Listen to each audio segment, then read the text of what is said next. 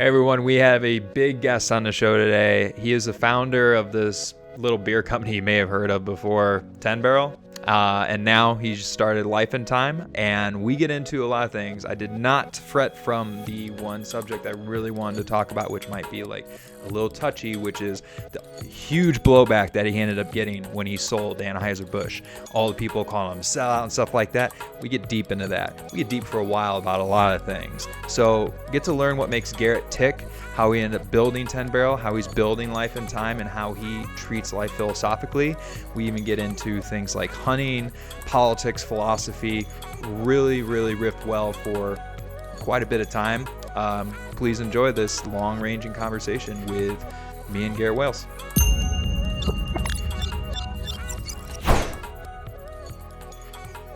Garrett, welcome.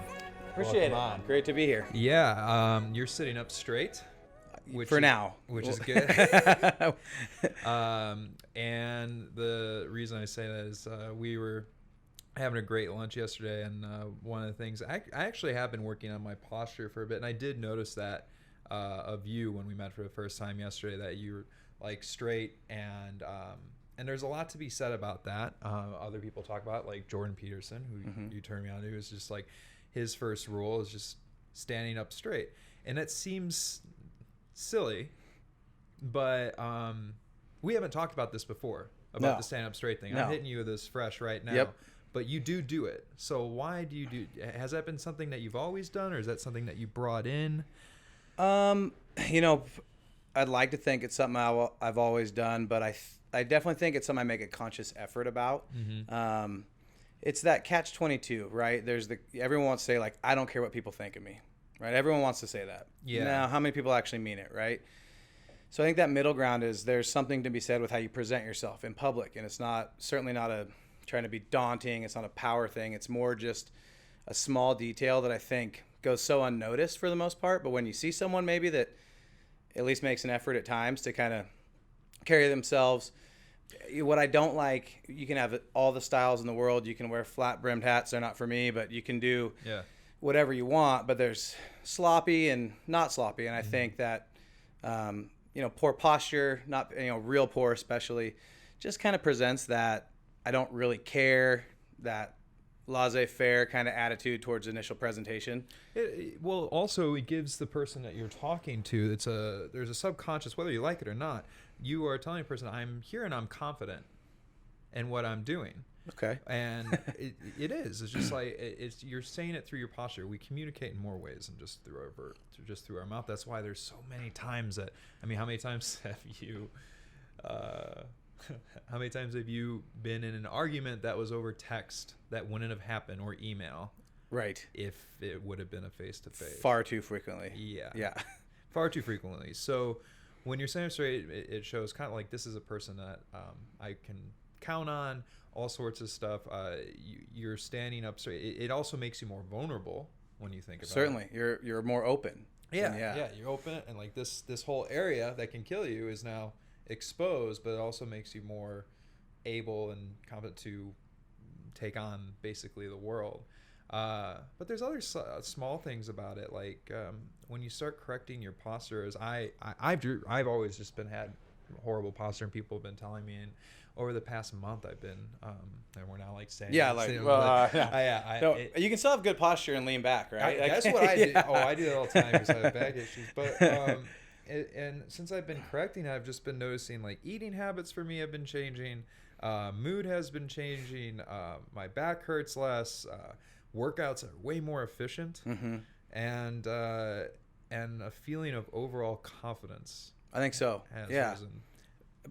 In some sense, in a lot of sense, perception is reality, and that works for us too. How we perceive ourselves, and so that all kind of ties in. I think also it's like I don't know how you feel about this, right? There's that comment, it obviously comes from the military, but, start your day by making your bed, right? It's that small accomplishment. To me, it's almost like the equivalent of that in kind of our general appearance, right? It's the little details.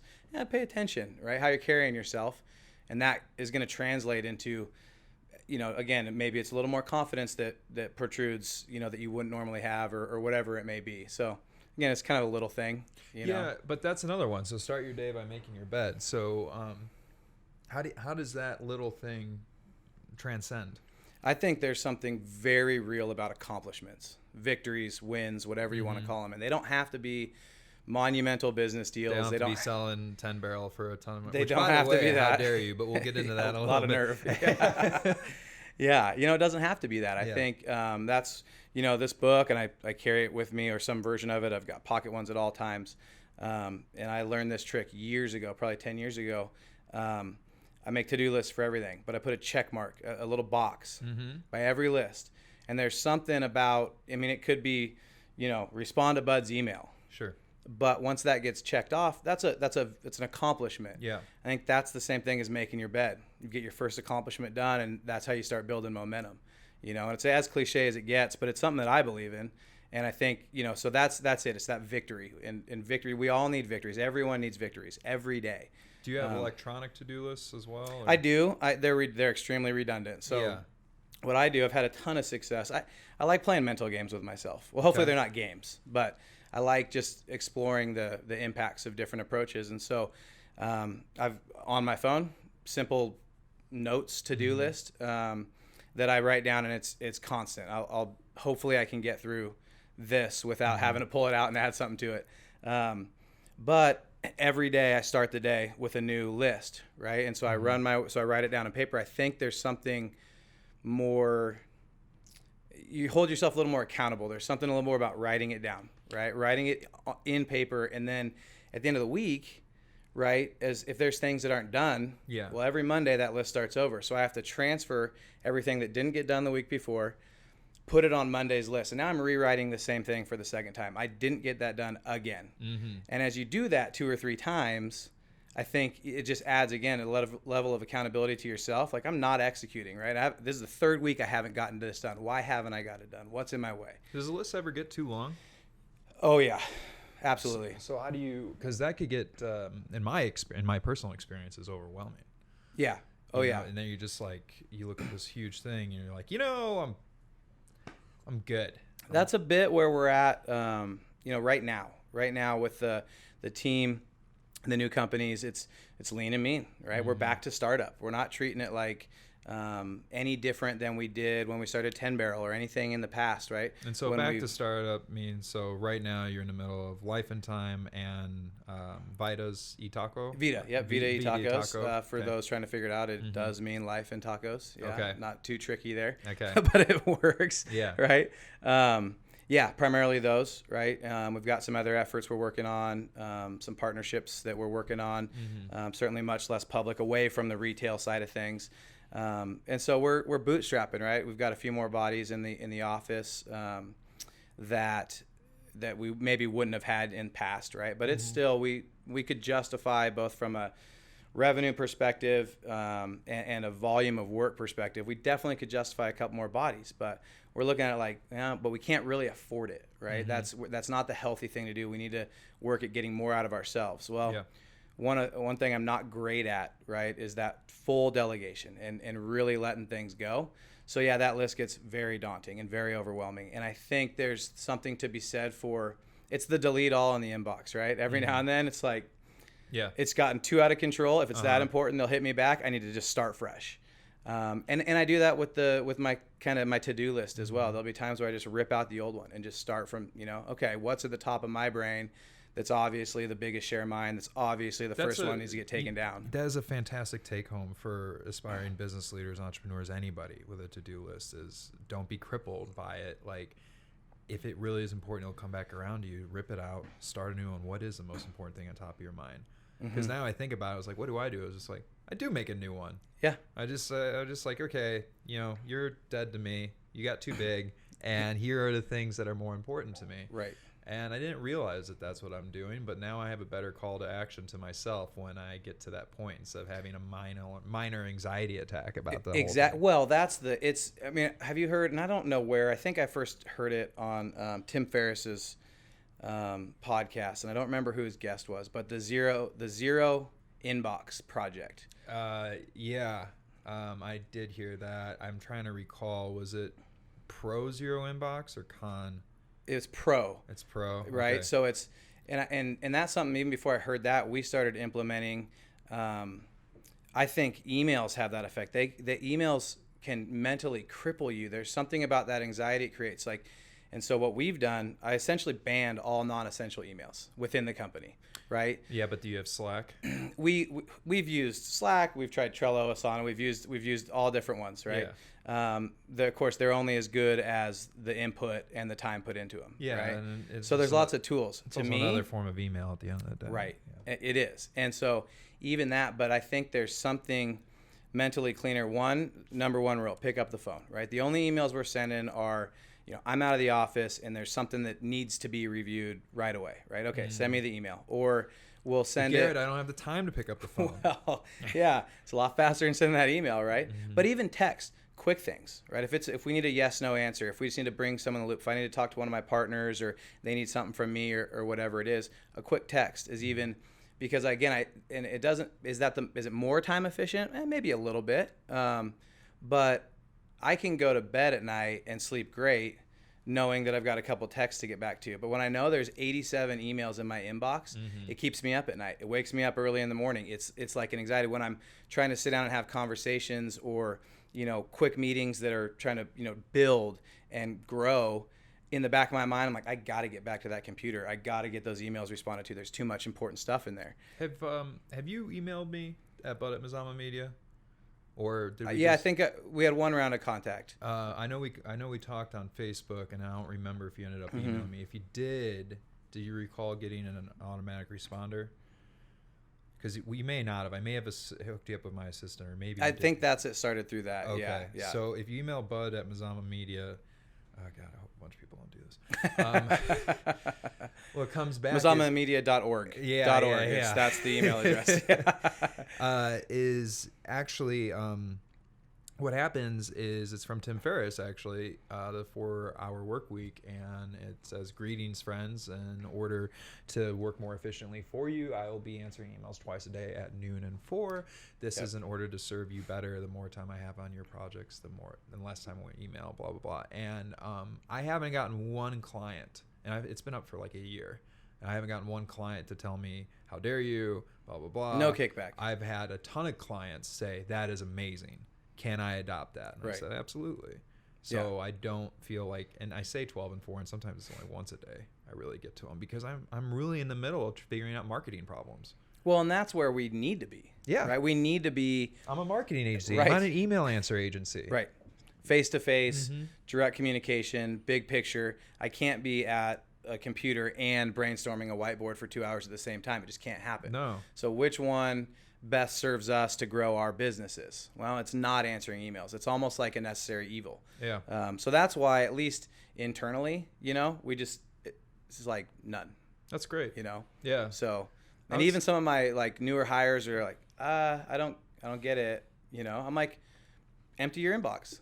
And just tell me how the next 5 seconds feel after you. So after the initial rush of anxiety hits and panic, then 3 seconds after that, tell me how you feel. Yeah. Because it's almost this like liberation, right? So that's just kind of where it comes from. Yeah. So same with notes, same with anytime we get overwhelmed. You know who also did that was Napoleon. So Napoleon had email? Well, he did it in a way. So when letters would come to him, he would wait 3 weeks to even respond. And that would create anything that was really necessary for him to send other messages. And anything not, then the people were able to take care of it on their own. And they really didn't need him for the decision. Right. And so 3 weeks is obviously everything's relative. So the relativity to today, I mean, let's just think about it. I mean, I don't know what it took, the average mail carrier time back then, but if we called it 3 weeks, so let's call it 3 weeks, and you wait 3 weeks. So it's a day. So maybe you wait a day, maybe you wait 2, and if they really need something, they'll hit you up or they'll call you. On my away responder, it has my cell phone. Exactly. .org at .org. Yeah. So if the client really needs to get a hold of me, they can. And I have not seen an increase in calls either. It's funny that we've like gone so far away. I mean, it wasn't that long ago that it was only phones, right? Yeah. But we've gotten so far away to the point where people almost like, well, I don't like talking on the phone. Now I'll just wait. Right. Which I guess I try to understand where that might come from again, but I think it's just a result of a detached society. On the phone. Oh yeah, You I get ran it all into the that? time. Here's a story for you. Not that you asked, but I'm there's like an applied so ask. so when we first opened up Life in Time, you know, and of course over the last 12 years at 10 Barrel, you know, the progression went. I was, you know, hiring all of our staff, directly managing, general manager in there every day, hiring, firing, the whole works, training. And I definitely had a lot of pride in my ability to do that, to train, to, you know, to hopefully identify some talent, even at positions that people see as low level. We never, you know, it was all equal. Every position was important, but I related really well. Fast forward to opening Life in Time. Of course, everything's changed in my business life, even my personal life, family, everything. We had a very young staff, right? Very young, a lot of high school kids, and a lot of that was by design. You know, an opportunity to provide a lot of, you know, pretty good jobs. A lot of folks that had their first job with us. Yeah. And it was great, but I noticed right away there was a major disconnect. A lot of my style is very direct, very I've heard it called confrontational. I don't think it's confrontational. I just think it's direct. How old are you, Garrett? 37. Okay, so then I think you just fall in the millennial category. I was 82, so I think I'm right there technically. Yeah, so you're a millennial, I'm a millennial, and you're managing Gen, what is it? Is it X, Z? Is it? We're back to Y? I don't think so. Look, if you look up I think it's Gen Z. What's I think so too. So let's call them Gen Z until Chelsea can confirm us what it is. But that is the disconnect that you're getting at is Z. So Gen Z. Perfect. Okay. You nailed that. So they're uncomfortable talking on the phone. Or even face to face. Okay. Why? I think it's a forced disconnect, right? I think because they can now. That's so a forced disconnect due to the thing that's supposed to connect us. Exactly.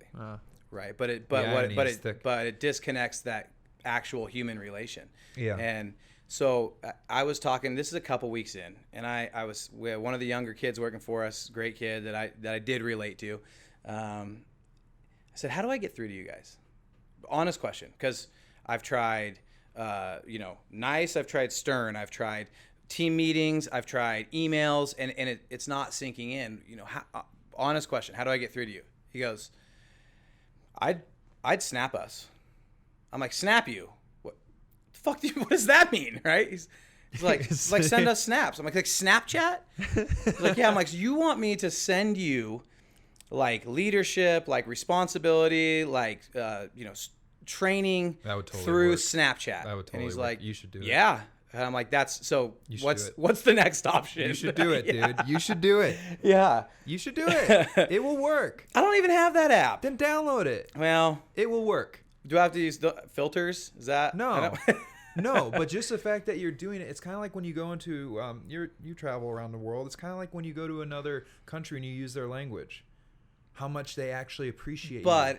See, now we're enabling to circle back, we're enabling the disconnect that we're saying has become a major issue. Okay, but do we say be more like us and have a business that doesn't profit as well, or attempt to be like them and have higher profits due to it? It's like, I understand, and I'm with you. I'm on team Garrett right now as far as principle. But if my business, see, we're a bunch of millennials, so far communication hasn't been an issue. Right. Face-to-face hasn't been an issue. I do not relate with what you're talking about, fortunately. Yeah. But if I did, my advice is give it a shot. But what about this? So I hear you, right? There's certainly that adaptability is critical. We have to do it forever. But the job in this specific business that these people are doing is all face-to-face. It's all people, right? Mm-hmm. So there's that. So in that sense, I kind of can draw a line and say, no, you got to come to my side on this one, because what I'm trying to do is what I need you to do, right? What your job is. So yeah, I understand for sure. I just like it because it's different. Yeah, I like different stuff. I mean, you like different stuff. Yeah, yeah. I mean, when you break the mold of like how you perceive something and try something else, perhaps if you, let's say you were to snap them, you download the app, you added them on Snapchat, you say, okay, listen, I'm looking to give you guys some recommendations, and you have some fun with it, and you're basically like, this is how you respond to a customer that says that they would like to have an extra Beyond Meat patty, and they don't want to pay it $4. This sounds very specific because this is me. Valid. Now it is like one of the cheapest Beyond Burgers out there. Oh yeah, I know, but I want more, and I want more, and I'm one of those difficult clients. But now I've actually moved on to you guys' awesome tofu bowls and everything like that. The breakfast sweet potato bowl, that thing is amazing. I eat at Life and Time probably 3 times a week. So thank you for providing. So, and by the way, what you have created is something, a huge need. So you, being a great entrepreneur, saw that there is no place for me as a health conscious consumer, and there's a lot of me, to go to get something very quick, fast food that is healthy, organic, all the things that doesn't exist in Bend or anywhere that I know of. Really anywhere. And you guys started building near the Safeway on the west side of Bend, and opened, and for me and a few other people has become like a staple because it's fast, I'm busy, and I can go through the drive-through or come in and get it, within 5 minutes I'm in and out with an awesome, healthy meal dish. So anyway, getting back to so good job. Thank you. Yeah, and I hope it continues. Appreciate that. It's a good thing for society to have what they need. We need things quick. Amazon, go. We need Convenience is king, right? That's where we're at. And if your food stayed outside for 20 years, it would rot and go away as it should. It would mold and be bad. Yeah. Yep, because it's real. Unlike McDonald's, like when they showed that 20-year one, I was just that looks like you ordered it an hour ago. Yeah. Like it's frightening. It is, right? Because I've seen this stuff about a year or like 2 years, and you're like, yeah, that's scary. It should be good, but 20? Yeah. It's like petrified. Is it formaldehyde in there, right? Like what's keeping that real? Keeping it, I have no preserved. But anyway, you could tell the person who's being that pushy customer, like, this is how I do. Say this, and that. See what happens. Yeah. And then if it falls apart, screw it. Yeah. Or don't do it. I don't know. I just like that different stuff. Okay, so Life and Time. Let's back up a little bit. And it's a new, beautiful building. Yep. And to do that, you need capital. And you obtaining the capital started before that, where you had 10 barrel. Correct. That was round one. All right. So round one, it was 10 barrel, and then you built it up, and did something that every business owner dreams of doing, which is you build something from scratch out of nothing, and you build it up to one day get paid for all of the hardship and everything like that you're doing, and you achieve that. But what happened from some of the local community was a lot of, what would be a good word for it? Naysaying is an easy word for it, but and polite. Polite ridicule. Social media was aflamed on it. I mean, I remember when it happened, us being in the social media marketing industry, we were just like watching, just like, holy crap. And I was just sitting there being like, what are all these people upset about? This is what capitalism is all about. This is what we all signed up for. This is we build things, we grow things so that one day we can harvest what we grew. Right. And I don't think anybody really, a lot of people now, the funny thing is that you had 10 barrel. What was the dip that you saw in sales? Like after you sold to Anheuser Busch? It was upwards of 40%. Okay. Yeah. And how long did that last? Monthly we saw that kind of step back to normalcy. So it was about 5 months, right? About 5 months. Now, that's not quite right, because if you look at our year-over-year growth we were on about a 10% growth. So really add 10% essentially to those numbers. But It was about month 5, right? And about month 5 that we came back, which just so happened to be May, June. Patio was opening up, right? And we got back to that same year-over-year number from the prior year, and then continued to grow from there. Yeah, and grew fast. Yeah. How do you deal with the blowback? Yeah. Well, we saw some of it coming. Now, we did not anticipate the fever pitch that it would get to. But even before, before we were even looking, we didn't really look to sell. And when the conversations did start happening, it happened really quick. But before that, we had seen some sales and kind of followed along and looked at socials like, whoa, it's getting hot.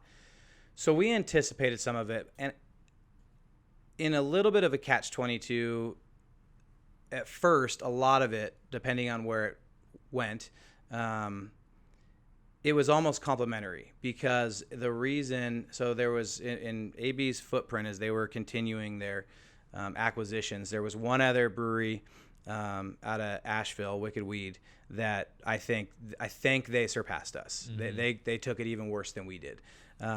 But it really spoke to what made the brand so enticing to them, which was the community buy-in, the strength of the brand, the loyalty to the brand. Now, that translated into some pretty interesting thoughts that people had after the sale. But so we kind of roll with it. But there was a handful that crossed that line. I mean, I think there was about a 3-second window when I'm like, God, like, did we screw up? Like, did we do something wrong? But like I said, it was about 3 or 4 seconds. It didn't last long, and it was hard being from here. Yeah. I'm from here. My parents are from here. We run real deep. My dad was a business owner in Bend, so my family runs really deep here. My great-grandfather on my mom's side was a general contractor for Brooks Scanlon, built the crane shed that, however many years later, my dad actually used as a warehouse for about 10 years, So part of me was going, man, we've done so much. We've been so involved in this community. I don't get it, right? What was the worst thing that you think someone said to you? Well, on Facebook, it was that they hoped our families died. Okay. That was pretty good. That's awful, right? Yeah. Of course, that one's almost like this. This person cares too much about these things. Yeah, right? They've got other issues in life. Well, that's what I think whenever, because we've grown to the show and whatnot, so we have occasional haters and everything like that, and I just feel bad for them. Right. I just go, there's something really wrong. And that you're upset at someone else's success. Yeah. That's a deeper seated issue, right? Yeah, and I've turned actually some trolls into fans by just DMing them, be like, hey, are you okay? Mm-hmm. Yeah, right. And they're like, yeah. Yeah, but then all of a sudden you put a face to it, right? Now, even though you're still not in person, but that becomes like less, even if they've got their picture on their profile, it's almost virtually anonymous when it's a comment thread with 50 other people or what have you. But when it's even take it to a direct message. Yeah. Now all of a sudden it's like it's like the virtual face-to-face, virtual right? face-to-face, Which, yeah. Face-to-face, I had a good one. I had someone look me right in the eye and tell me, how dare you, right? I said, well, what do you mean? That wasn't yours to sell. That was, I tried not to laugh. Instead, I sat down. Yeah. I'm trying to comprehend that. Right. So, no, like, this is, like, how does one think that way? I can't get there. I mean, it's a mindset that... Is that just Marxism? I guess. I can't quite comprehend that, because what I wanted to say, and it's obviously a communistic, I think it's a Marxist communistic type of thing. If not yours to sell means more of like it's the people's brewery. Right. Yeah. So essentially, but what the people did to help you be successful, they did buy beer from you. They bought food from you. They consumed it. They then went home and went to sleep. They didn't have to stay and worry about how you're going to pay all of your wait staff, all of your brewers. They didn't have to worry about where you're going to get your suppliers from. They didn't have to worry about where you got your hops from. They weren't going to have to worry about how you got rent. They weren't going to have to worry about where you're going to obtain rent from. They have to worry about all the things that entrepreneurs have to worry about. Yeah. That was on you. Right. So not your right to sell. It's only your right to sell. We thought so. That is. Yeah. And it was interesting, and that was my thought too. And I wanted to sit down and say, but this person, as you can imagine, there wasn't much reasoning to be done. Because my first thought was, let's talk about that. Let's dissect that a little bit. Tell me what you mean. Yeah. But even, sitting down, and this is fresh. This is within a week or two. And my partners and I, of course, we, for the most part, had teams of people from AB, which was a fascinating experience in and of itself. Social media monitoring, buzzwords, crazy, just next level analytics that at the time, I mean, like we were just, reading comments on Facebook, but they're diving in deep, they're getting so much info we didn't even know existed. But we were, essentially spending every waking hour together. And we'd sit down and talk, like, what is this? Like, what is going on here? And, what I want to say is, okay, where were you the 2, possibly 3, but there are 2 very distinct times that we absolutely leveraged the entire company. All or nothing. Either it's going to be huge or we're going to lose everything. Right? That happened. And maybe even 3 times, to be honest. Yeah. So 2 of them were pretty close together. So opening the West Side Pub, right? It might seem like something small, but at the time, No, that's huge. It was huge. We took on at that point, we had never turned a profit, right? Weren't even close. That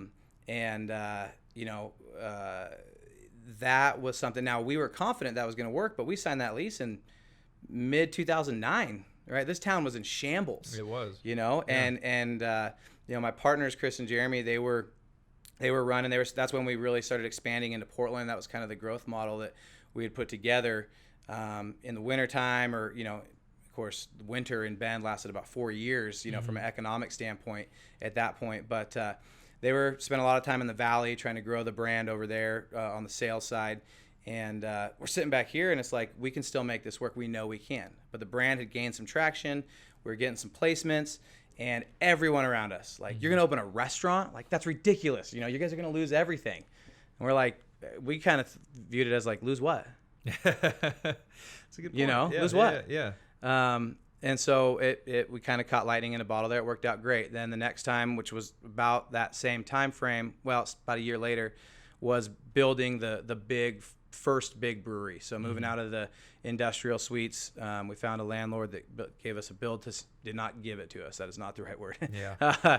But that built, he definitely took a flyer on us, and built big new brewery, huge nut, put a big system in there and spent gobs of money on stainless, leveraged everything we could as far as borrowing and things like that, right? And that was, again, another all or nothing. There was no way to survive that. And then the next one, which again was about 6 to 8 months after that, was the Boise expansion pub, and rolling into that market. And especially, it wasn't even just the pub, but that was our first.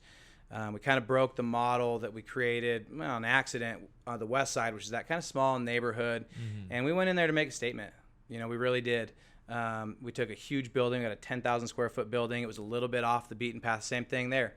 People in Boise were saying, "Oh no, you got to be on the next block. That no one goes that way." Yeah. And we're thinking we want to create that. We think we can do it, right? But that was another terrifying one. And then when that opened, same thing. There was just a lot of early success, a little bit of a lightning in a bottle, and I think that's when we really realized we're onto something here. Yeah. And now, even just from a cash flow perspective, it was like, okay, we're positive, extremely positive. We now have the power to go do some things, right, and control some things. So you have this kind of stuff happening as you're growing 10 Barrel. Oh yeah. Or any business, right? And I think for some of the haters that might still be out there, first, I'm going to most likely accurately assume, but maybe I'm off, but 99% of them are not going to be entrepreneurs. So speaking to those people, let's talk about what this feels like a little bit. And what I mean by this is everything's feeling great, and then holy crap, what's going on? I think the whole thing's going to fall apart. Hey, everything's great again. I'm feeling good. Holy crap, I think the whole thing's going to fall apart. And those moments of the whole thing's going to fall apart that business owners go through. Were you experiencing that more than 3 times outside of just opening the Bend pubs? Well, I think if you follow kind of that, if you drew a straight line through the ups and downs, right, that straight line is going to keep going up. Right. For us, right? So the lows, I think the magnitude changes throughout the business cycle. So in the beginning, those lows were like, we're not going to make it. Yeah. We're going to lose everything. I wasted the last 3 years. Yeah. You know, we're not only are we going to lose it all, but we're going to have debt. You're we're on done. debt. Yeah. Right. I'm going to go start looking for a job. Yeah. And those, And that's think about that. Like the debt that you'll owe. How long was the first lease that you signed on 10 Barrel on the west side? oh gosh, we had zero leverage. That was kind of a funny story too, but it was at least 10, if not 15 years. Okay, so for those that don't understand this, you're signing with something personal guarantees. Exactly. That's what I was getting at, because I knew that was in there. You are not the business, because people are like, oh, if the business goes under, then the owner walks away. No. I and you sign things saying, I'm putting my life on the line. My financial life, my economic life is on the line for this to work out. Yeah, and you're saying I can't sell? I got to make $8,000 a month just to pay off the current bills, right? To keep paying that lease, and hope that we can get someone maybe to work with us on a settlement or a sublease that takes us off the hook for a little bit, but you're never getting off free. No. I mean, never. No. And if the economy is bad, if there's nobody to sublet it, then dude, too bad. Right. I mean, I don't know what to tell you, but I hope you enjoyed your house. It's gone. Oh yeah. The magnitude same with is... your car's gone, and your credit is destroyed. Right. So to be putting yourself in that situation, and then for people to basically spit in your face when it all pays off, to me is so asinine that that's why I'm trying to break this down more and more for people to listen. Like this, you put up so much stuff. Business owners put up so much on the line. And then if you don't mind, I would like to go into more negatives of this, because that's where you learn. You learn by failing. I'm a strong believer in that, and not just failing, but the negatives on so many things. You know. Well, not only that, but we're living in a culture due to like, and we talked about this yesterday. Gary Vee, great guy, but he does push the whole like entrepreneurs are cool, CEOs cool, entrepreneur or nothing, or you're worthless, or you're not doing shit with your life. Yeah, it's infuriating. And there's that whole Instagram image of like the CEOs are just like everything's awesome, and they have all the stuff they want, and they get to go wherever they want, and that is the life. Mm-hmm. So I'd like to take a second of being like, what's the opposite of that? That's real not life going on is Instagram. the opposite of that. Yeah, the real story. Yeah. I just like to ping pong some negatives that people can kind of look at if they're thinking about doing this, because nobody talks about it. Do you want to start? Where do you start on that? I'll take the first volley. Okay. There's several parts. I think you have to have your foundation. You know, if this is something you want to do, whatever it is, you want to start your own business, you want to write the checks, that's great. But you know, be prepared for the storm, because it's not if, right? It's when, and odds are it's going to start day one. You know, that idealism. I've got this idea and I'm doing it. I got a business license and I got on LegalZoom and I got an operating agreement and I'm doing it. Right. Yeah. Well, then the next morning it's like, now what? You know? And so I think passion is a huge part of that, you know, and conviction that what you're doing, whether it's providing a service, a goods, whatever it is, that it's needed, right? That it's warranted, that there's something behind it, that you live for that, because that helps you weather the storm, right? It's really the only thing, especially in those early days, that can get you through it. You're not sleeping, you're not eating, you know. Those are two huge cons. Not sleeping. Why aren't you sleeping? Yeah. How can you, right? There's not enough hours in the day. Yeah. The stress, the anxiety, the pressure of it all. I think, you know, everyone thinks they're ready for it until it happens. Yeah. Because again, it's that magnitude. Even listening to someone's speech, like, hey, you got to risk it all. Like, all right, that sounds fun, right? Till it's all on the line. Yeah. And it's real. Just like so much in the world. You can see it all online, but then you're in that real situation and you're the one that's on the line. It's terrifying. And I don't know about you, but I don't sleep very well when I'm scared. No, I don't either. It's and then your mind just runs through like all these different things. So when you're going through one of these moments, you're one of these dips, you're going through paying like all these people that you've employed and making sure, well, you're responsible for, like, okay, cool, your business has grown, you have employees, good job, now you're responsible for them. Yeah.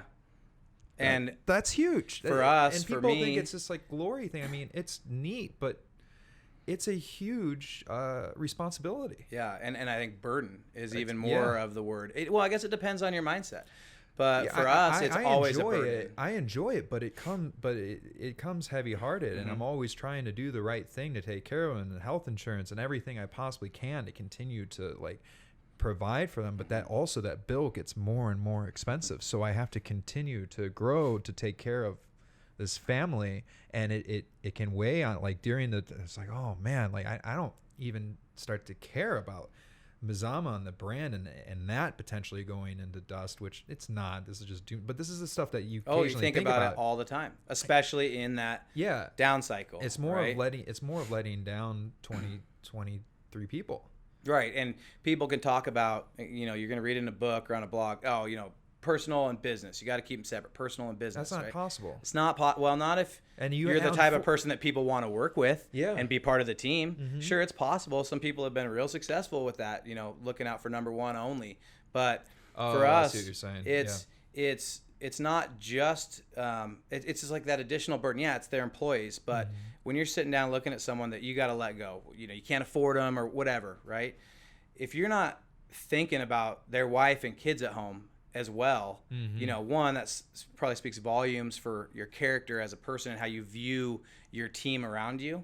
They're obviously disposable. It's awful. I get absolutely nauseous. I try to do everything possible I can to not do it, and when it's time that it has to happen, I get fucking nauseous. And there have definitely been times when we hamstrung ourselves where maybe the right move for the brand, for the business was, okay, this person needs, they're not succeeding, whatever it may be. And it is the right move a lot of times. Like, when you know it needs to happen, then it means it needs to happen, but it is the worst. Okay, you want to be a CEO, you want to run it, you want to be a cool entrepreneur. Are you ready to tell somebody that they're not, that thing they've been depending on to live, they're not getting anymore? Mm-hmm. Right. It's awful. Yeah. It's terrible, right? Well, you want to do it? I don't know. Yeah. Yeah. And I think those, so all of those, that cause that loss of sleep, and then I think I look at them as a cyclone, right? A tornado, but I think it goes both directions. Yeah. So when you're headed down, what's the first thing that starts? So you're getting through rough times. Well, first you start second guessing everything you're doing and triple guessing, and that's what you're up at night doing. Every decision, everything that led you to this, whatever reason you're in this downward trench, right? And then your self-confidence takes a boost. Then you start questioning whether you have the ability to do it, right? Yeah. Should you have done it in the first place? Mm-hmm. Can you get out of this? Like, are you good enough? Are you smart enough? And you just start feeding that self-doubt, that negativity, which then, of course, rubs off on your team. You can see it everywhere you go. Absolutely. It's like a path of gloom over your head. But I also think it works the other way. Then it does. You whatever reason, you turn things around, the path turns back up, right? Well, then it starts feeding it, right? You stop second guessing. You start, we call it gunslinging. Mm-hmm. You start gunslinging, shooting from the hips like you can't miss. You've got the confidence, and you feel it, you carry it, and your team feeds off of it, and you're just spiraling up to the top, right? But it's managing those on both sides. I think both sides can get you into a lot of trouble. Well, it's the yin and the yang. Like, you can't be gunslinging without going into that spiral. And that seems like, well, that sounds ridiculous, but it'll just always go like this. No company just goes like this. No. Like that's why happiness is only such a neat thing we aspire, because we know sadness. If there was no sadness, then who would care about happiness? Well, there'd be no beauty in happiness. It just is. Yeah. So, I like the gunslinging thing, but with no downward tailspin, we got no gunslinging. Right. But I feel the same. I feel you, man. Like, when things are like cooking, and like right now they're starting to like cook in, and I'm like starting to feel that way, and we'll start rocking it pretty hard with some pretty big accounts that are coming. Like, sweet.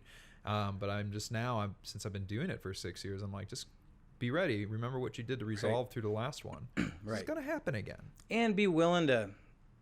You got to be willing to see what's coming, right? And acknowledge it, right? And that change, adapt. Yeah. A lot of that's ego, Oh God, yeah. And recognizing, like, okay, all of a sudden we can miss, right? Things are turning, and being able to learn through that failure, learn from the fire, right? Yeah. That's the best way to do it. But I think where you see people that don't pull out, and businesses that don't make it out, is because of that. It's almost that like hard line in the sand. Nope, this is the way we do it. It's always worked. It's going to work, God damn it. And we're going to keep doing what we do. Yeah. as opposed to, man, we've lost our customers, we missed our voice, what's going on, and like we got to change, we got to adapt. Being a leader isn't drawing lines in the sand. Being a leader is just getting the best out of yourself and those around you. That's a great point. Like, what I would say to aspiring entrepreneurs, like, are you ready to let your ego be shattered? Because that's what it's going to take. Yeah. Again, it's easier it's easy to say yes until you have to do it. Yeah. Because you're going to be like, this is the way, this is the way, this is the way. And then you're going to learn at some point that it's like, it might be small, it might be big, but the way that you are taking it is not the best way. Mm-hmm. And can you swallow that and change course? Mm-hmm. Or is your line drawn in the sand because you are always right? Can you actually deal with that? Because when you're an employee, you just point, if you get fired, like, it's because of them. It's because of them, it's coming. If the company goes under, that's you, man. Yeah. There's no one else, or girl, that's you. It rolls uphill. Yeah. 100%. Every problem that happens within the company is because of you. Mm-hmm. Oh, it was a team member or employee who did that? You hired them. Who trained them? Yeah. Who held them accountable? Exactly. Who gave them guidance? It is you. And what are you going to do? Be like, oh, you need to pay that balance, that problem. Yeah. No, That's your problem. I have another negative. Yeah, let's do it. Yeah. I mean, we're on this train. Yeah. Well, I mean, I think we're also coming up with positives on how to deal with this kind of stuff as we're doing it. So I think it's been very, very educational for me. I've been learning a lot in this. But we chatted a bit about this yesterday, but it's lonely at the top. Mm-hmm. So again, you have these Instagram images of these CEOs and everything's going well and the Lamborghinis and all that crap. But I'm speaking from personal experience, but also I've known people that have the same scenario. You don't have anybody to go to. Mm-hmm. It's really hard to make friends, mm-hmm. because a company is a great catalyst for people to become friends with one another, as my team is pretty great friends with each other here. But I learned the hard way long ago in the early days of the company that I can't be the one going out and becoming friends with them. I can't be going to the bars with them. Now, when there's company parties, that's different. But I but can't. It is different. But even then, there's certain expectations. There's exactly certain ways you have to carry yourself and handle mm-hmm. yourself, right? Yeah. So I'm understanding, or like, this is just the truth. You're gonna have a lot harder time making friends, and the people that you do end up meeting in life, if you are more and more successful monetarily, later in life they typically want something from you. Mm-hmm. So you're kind of in this area where you think about the money, but there's other things in life that are valuable, and a lot of those for most people is friendship, social engagement, and that really gets limited down to you and your family really quick. Mm-hmm. But what are your thoughts on that, Dark? But I think people you hear out, I haven't heard anybody really talk about that. I think it's an important thing, and of course people will want to look at that as that's egotistical, or it's lonely. Oh yeah, I bet it's so rough, right? That's I think what people see. Oh yeah, it must be rough, mm-hmm. Running that company or whatever it may be, because the perception is money. Yeah, right? money buys you happiness. You sit at the top, and people just work, and you hang out and golf and make money. Yeah. And well, I mean, that might work for some people, but that's not the reality. But in even any those sense, people, it's like, who are they golfing with? Well, right, and like, are those really their friends? Like, right. Yeah, is there an angle, right? Yeah. And that's why. It's typically you're a business meeting of some kind. Like, it's still work. They're still looking for something. Mm-hmm. They're still going for the jet. Mm-hmm. Right. Like, but you're right. I mean, you have to. There's several parallels I can draw, but I think, of course, spending even at the brewery, right, a lot of my time was on the restaurant side, specifically in that retail side, and I think life is paralleled. Every analogy in life you can learn in a kitchen, working mm-hmm. in a restaurant kitchen. But that's one of the things, promoting someone from a line cook or a sous chef into a chef position, right? So guess what? You don't get to go out with your guys anymore. Mm-hmm. Why? Because you're not your friends anymore. That separation has to happen. And same thing, for us in our positions, it's just, you got to be careful. There's whether it's professionalism or just, you can't, there has to be, still earn all the respect in the world and the trust in the world, and they can consider you a friend. That's all good, but that barrier has to remain. There has to remain a little bit of that professional barrier. Why do you think that is? I think it has to be that way from a professional sense because, say that barrier's not there. You're friends with everyone. Well, 95% of the time, that's probably fine. Mm-hmm. That's fine, right? But it opens up a very large can of issues when that 5 or 10% of the time that it's not fine. People hate to hear it, but there has to be, in some sense, a hierarchy. There has to be. Mm-hmm. When you're small and there's 3 of you, maybe not such a big deal. But when there's 6 of you or 10 of you or 150 of you or 500 of you, that has to be there. That's just how we're wired as people. There has to be that issue. And so I think you run into an issue of maybe it's a respect thing. There needs to be a little bit of that separation. People need to see he's just like us, but a little bit different. Yeah. There's a difference. Yeah. And it's hard for me to kind of quantify that, but I think that kind of says it, they're just. Yeah. I've run into, when I learned this lesson the hard way, 5 years ago, was rumors of favoritism. Oh yeah. So you're better friends with this person, and then you promote that person because they earned it 100%. Mm-hmm. But it's not going to be viewed that way. No matter what. No. So you have the favoritism stuff going on, and then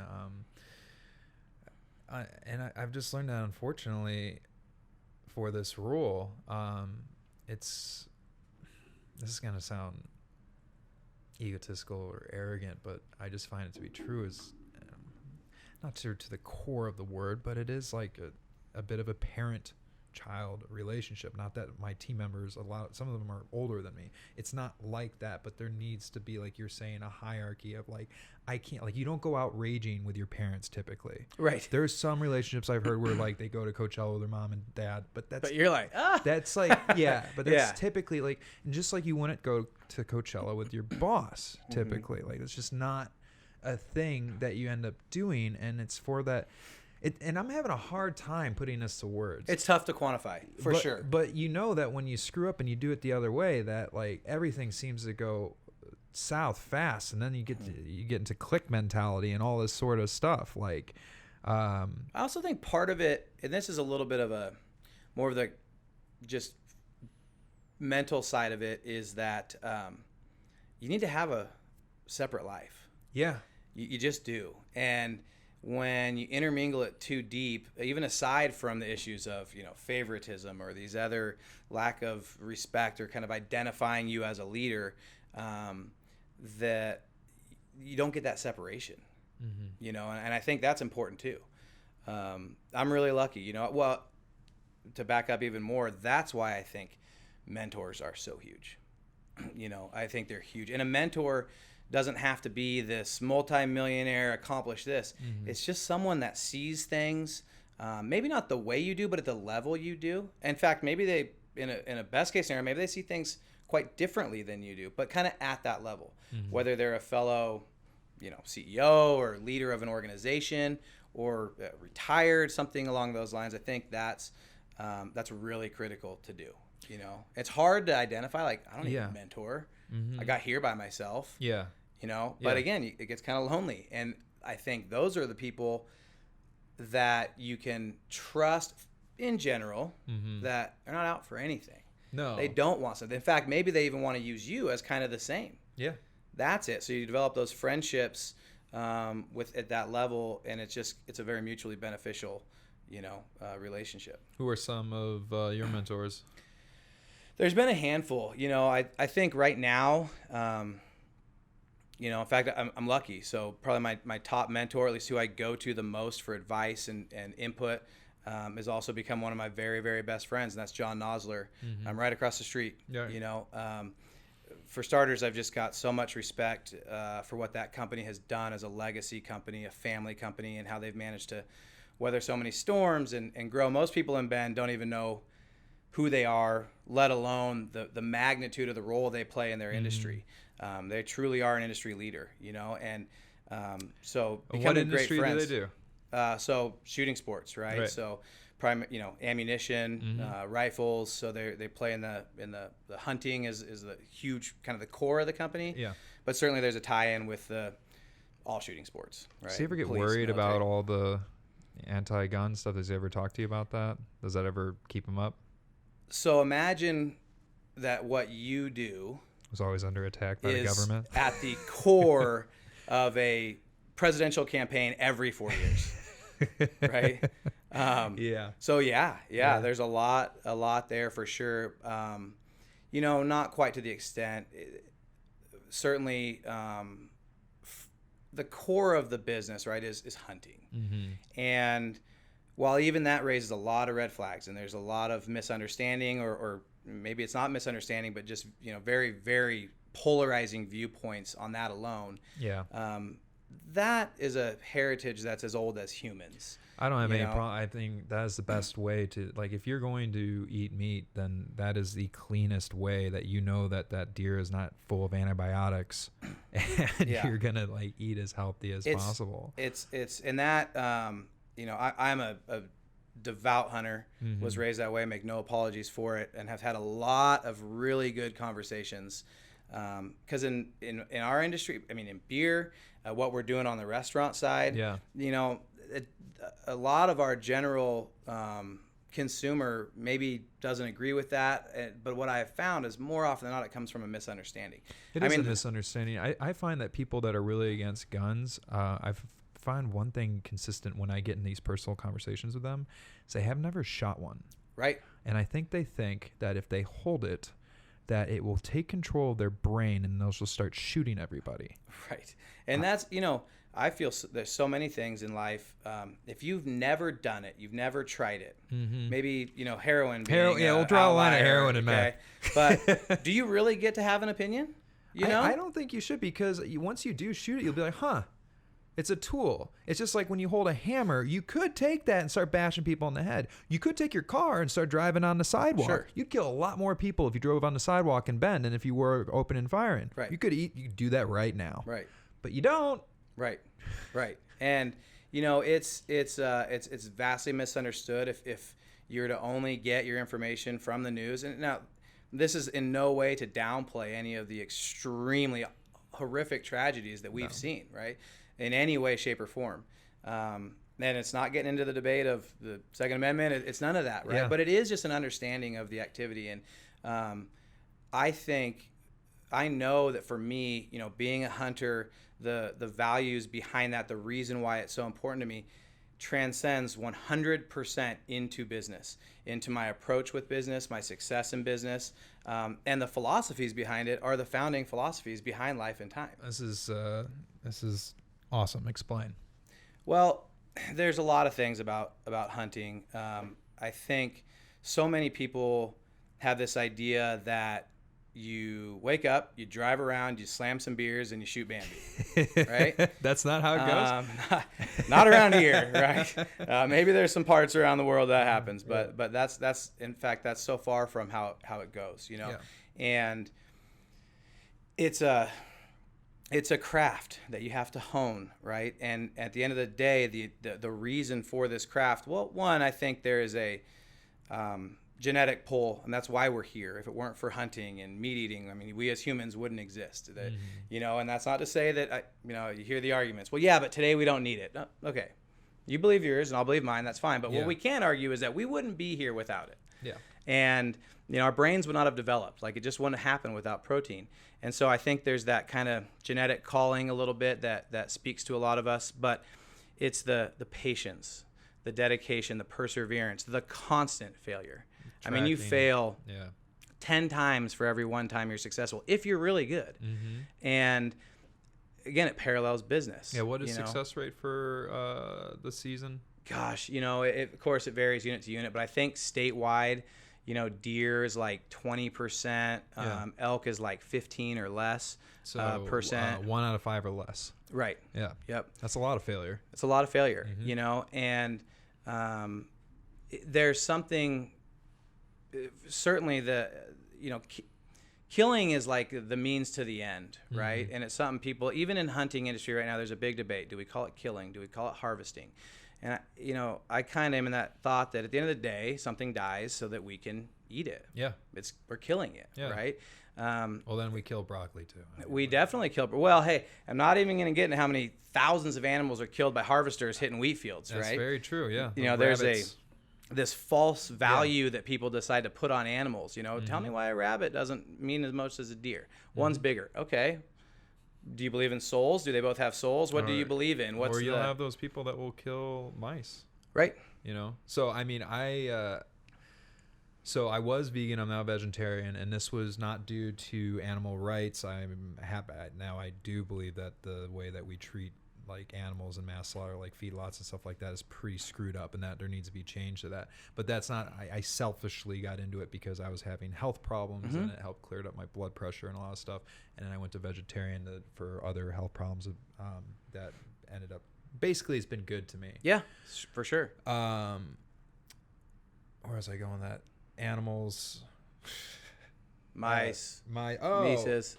Thank you. Yeah. So there's mice in my house this summer, and I was doing the humane thing. I was getting those mice traps that you capture them and you relocate them. And I relocated them far. One of them I took to the Redmond airport. One of them brought to the office. I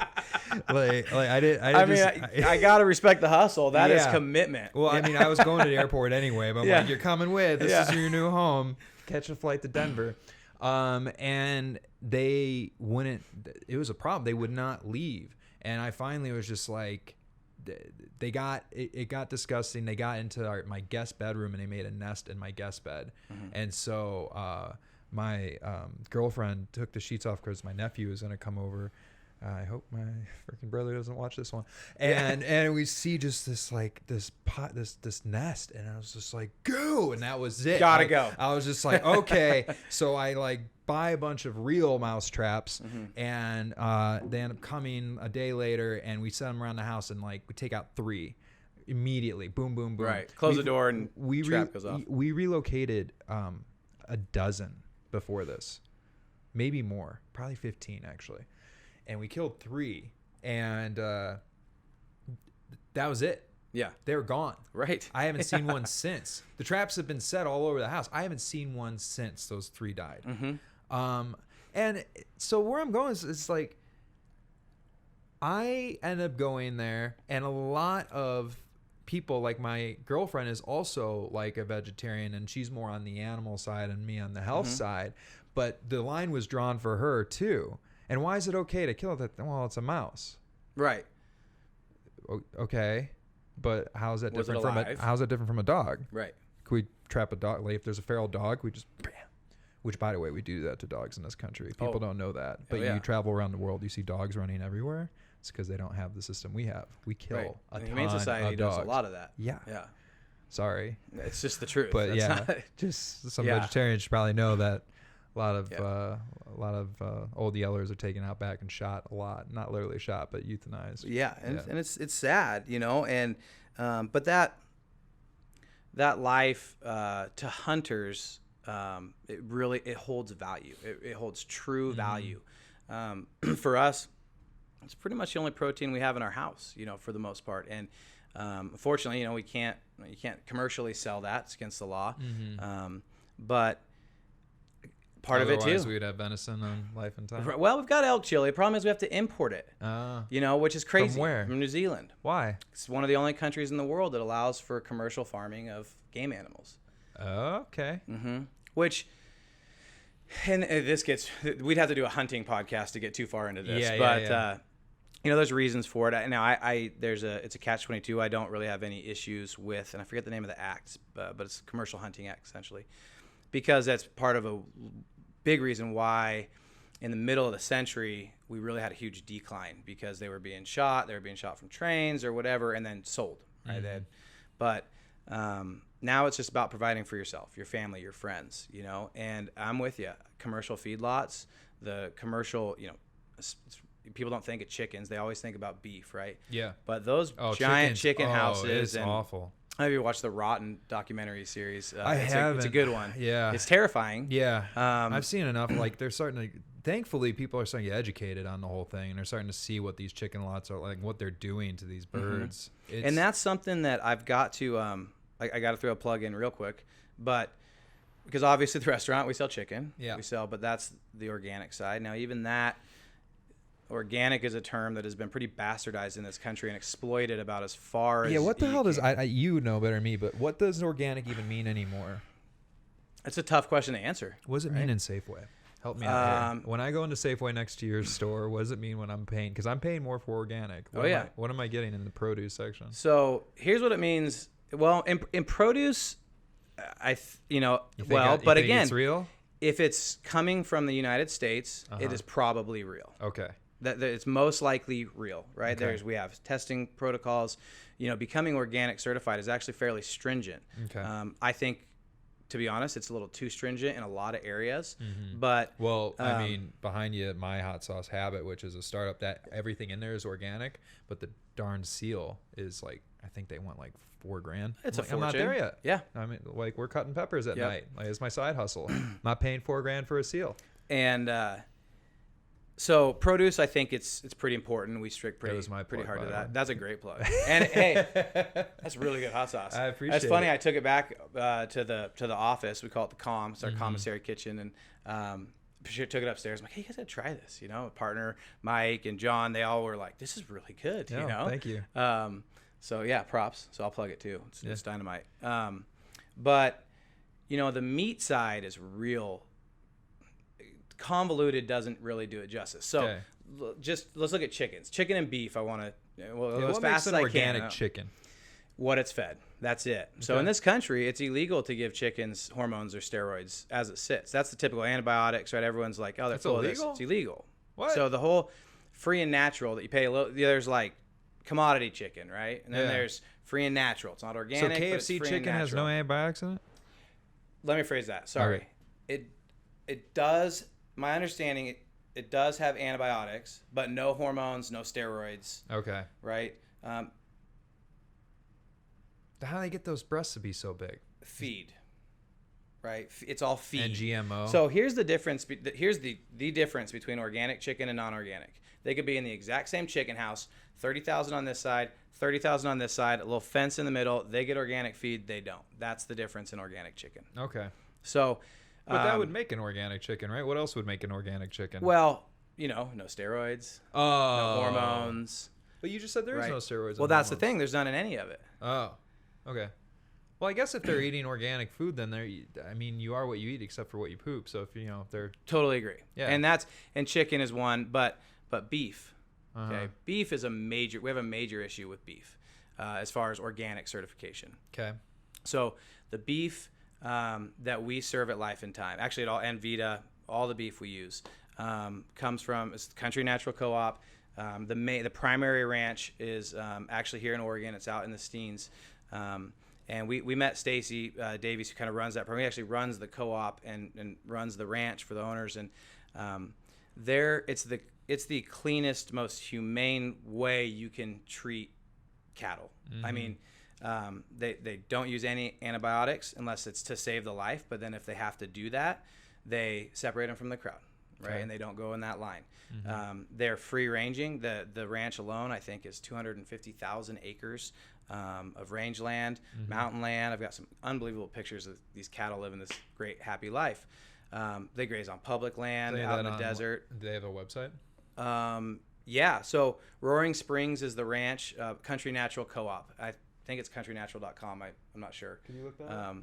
But and they treat them. They're not penned. They have these levels of animal treatment, and that I'm drawing a blank on the certification. But everyone in the co-op is the highest level of humane animal treatment. They can only pen these cattle in any form of pen for mm-hmm. like 4 days in their entire life. So that includes branding, that includes weaning, all this whole process, right? Mm-hmm. Yep, there they are.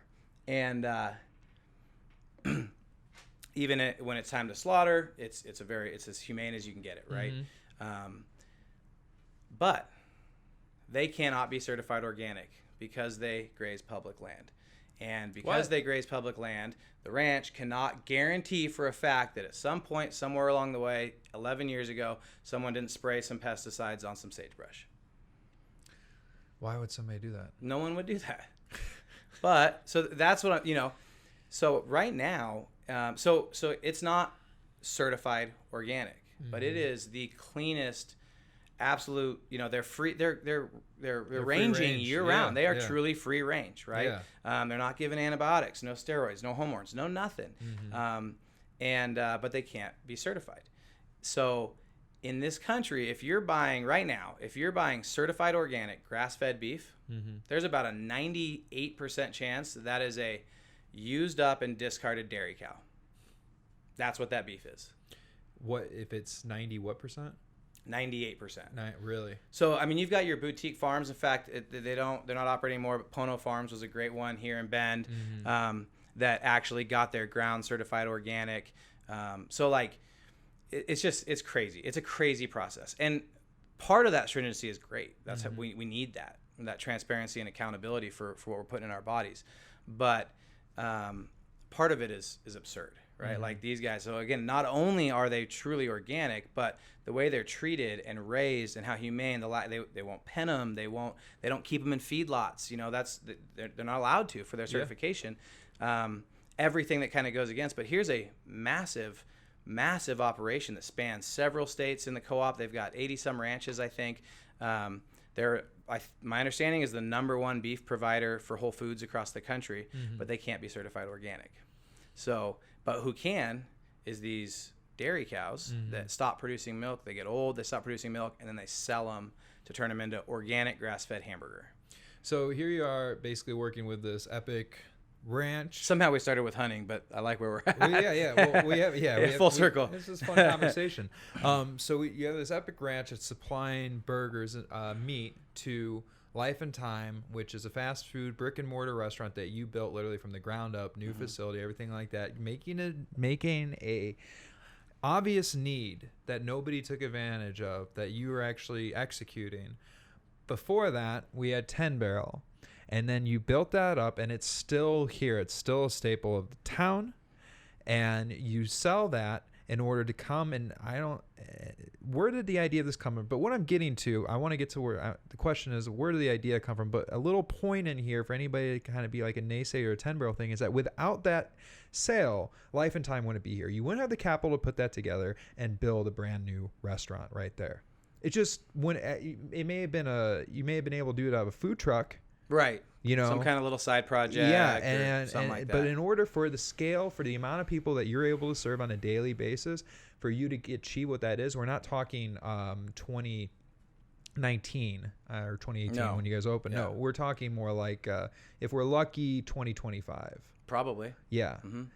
That's if it ends up working from the food cart life and everything like that. Right. You decide that you're just not going to go and this isn't really working out and everything, the 10 Barrel didn't work out, and I'm going to go and pursue a law degree or whatever the heck it is. It's just changing shifts in life. But right now, you have been positively benefiting myself and thousands, maybe tens of thousands, probably tens of thousands already, of Bendites and tourists that are coming here.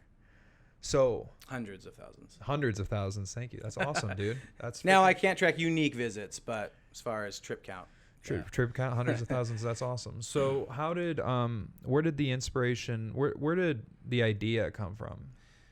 So it's pretty cliche, but I think one of to anyone, to aspiring entrepreneurs, don't let all the talk scare you away, completely. No, yeah. Just don't want to glorify it. We need to paint a real picture. We do. I think that was really good. And we also painted on how to deal with that kind of stuff and what to do about it, and to let people know when they do decide, if they do decide to go down this journey, what to expect. People don't talk about the negative stuff enough. Right. So now they'll actually know and be ready for it. That's what I want to see. I want to see an influencer up there that's just saying, hey, last week I didn't know if I was going to make payroll, and here's what I had to do about it. And but so anyway, they say one of the keys is identify a need, right? And then find a problem, create a solution. So for us, it's so cliche, but this is God's honest truth. Is our daughter, my wife and I, Sam, our daughter was it was like right now. She was like 2 months old. And of course, we're just cranking at the brewery, but I was, training a lot, trying to be in shape, eating healthy, different diets, paleo and this and that, and kind of just, exploring that whole route. And she had run some errands. I had just got home from work, and she asked, if I wanted anything for dinner. I'm like, yeah, please, that'd be awesome. What do you want? I'm like, something healthy. I'm not picky, whatever. I'm hungry, something healthy. She's like, well, I just loaded Austin up in the car. I really don't want to take her in. Where can I go? I threw out the name of one place that I thought would work, and she's like, that'll take 20 minutes. I'm like, what was it? Huh? Do you remember what it was? No. Okay, let's call it Spork. Yeah, well, I don't know. Jeff, it wasn't Sport, but she's like, that'll take 20 minutes. I'm like, you're right. And out loud, I'm like, why is there not somewhere we can go get healthy food without getting out of the car? Yeah. And I mean, that was it. The next day, went to the brewery, talked with Mike, who is now my partner at Life and Time and Vita, and was my just absolute right hand throughout the brewery. I'm like, hey, am I crazy here, or does this seem like something that there's a need for? No, I think it seems like a pretty good idea. And of course, at the time, the trends were kind of turning that way. It was definitely a fringe movement. I mean, yeah, we're looking at getting healthier, but the food revolution wasn't the full food swing revolution, yet. right? So, we sat on it, and we but we're cranking. At the time, I think we were opening the Boise pub.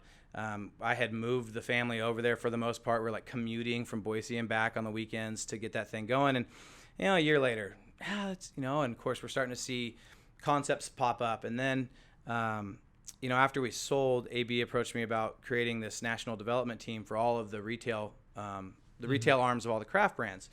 And so we did that, kind of built that team, and spent several years traveling to, we were projects in Chicago, New York, Denver, LA. What were they having you do out there? So we were going in. As they were buying up breweries, when they bought us, we were the first retail establishments they had anywhere in North America. Had never done it. This arm of the company had never done anything, right? Huh. And part of it's because it's technically like illegal the way the 3-tier system was written, but okay, they're really good at loopholes, right? Okay. Gray area. Yeah. So they and at that time the team we had together had just really created some well-oiled machines in our pubs. They performed really well. And so they kind of came to me and said, hey, we want to do this team. What I didn't know is that, so at the time, I think we had bought Elysian up in Seattle, who had 4 pubs. I think that was it. What I didn't know was there was like conversations with 9 other breweries around the country that all had some form of retail or were working on it. So it was going to become a major business unit. And so anyway, they asked us to come on board, and it was everything from some of the places that they purchased had no retail at all. And it was funny. The reason that really spurred this, I'll never forget this. So we hadn't closed yet. We hadn't announced, but deal points were done. We're kind of finishing up due diligence last couple weeks, and the whole corporate team flew in on the Falconer, the big jet, and we're meeting, and here's the CFO of North America. And they're like, all right, Garrett, Chris and Jeremy kind of talked about brewery sales and the operations, our growth, blah, blah, and they asked me to do a little thing on the restaurants. And so I'm going over numbers. I'm all proud, right? Because we had it at standing up straight. Yeah. We had a killer margin that we had worked to. Again, just kind of the efficiency. So I'm talking numbers, and the CFO doesn't even look up from his computer. He's just like, these numbers are just like Nothing. fractions to them. Nothing. And so I had created this formula of how to calculate trip visits. How many people came through the door that we got to directly touch. And I'm like, here's a number that might, pique your interest. And so I kind of said, hey, let me tell you how many people came through the door. And I showed them the math, how I got there. And I forget the exact number. It was just Bend and Boise at the time. But it was staggering. It was like 750,000 people. And again, I didn't have a way of tracking unique visits. Yeah. But that's how many people came through the doors that we got to control the experience from a marketing perspective, brand development perspective. And when I said that, it's like the record stopped. And, Felipe, who was running the entire unit, looked up and was like, nope. Like, how how'd you get there? So I walk him through the formula again, and I'm like, if anything, this is conservative, but here's how I got there. And I'm like, yeah, so you pay how much for a Super Bowl spot that gets this, but these people actually pay us, and we get to market and brand and build. And that was a model that Chris and Jeremy and I had decided to try and pursue early on, was let's support our, wholesale sales and outside sales with kind of localized pubs where we could build the brand. So anyway, that was just like the light went bing for all of them, and they realized the power that we had in this. So anyway, so we fast forward, and they ask us to do this. And so as we're buying up breweries, so some of them had pubs that were very high performing, but they were 25 years old, and they just, hey, maybe go take a look at everything from kitchen operations to like the branding experience, and maybe do we need to refresh. And then some of them had no retail. And so we had a handful of designers that we were working with and creating like an entire retail concept from scratch, which was really fun. Yeah. Because for us, it allowed us to kind of show, hey, we can do this. We're not a one-trick pony. We can do this with other brands. You ended up practicing with other brands over and over again. That's very valuable. When deciding if we were going to take the job or not, I was talking with my wife, and the pay was great for sure, but I was looking at it as this opportunity for like this well-paid PhD, to get a seat at the table. What it is. Yeah, and just go in like practice. A sponge. Yeah. And playing with house money was pretty cool for the first time in my career. Yeah, right. Yeah, and then that was pretty fun. You don't have to worry about this too much anymore. Right. It's just like whatever. Yeah, like the stock went down. Yeah, changed my budget. Right? So you were learning that, and then did you end up bringing that information back to Life and Timetable? Yeah, and as we're traveling around the country in the hottest markets in the country, we're seeing these concepts. Now the movement is real, and it's gaining traction, but it's still everything. What are the concepts you're seeing? Looking across the country, you're like Veggie Grill at LA, Salads to Go. There's a mixed. There's a handful, but what all of them, so they were all fast casual counter service. Yeah.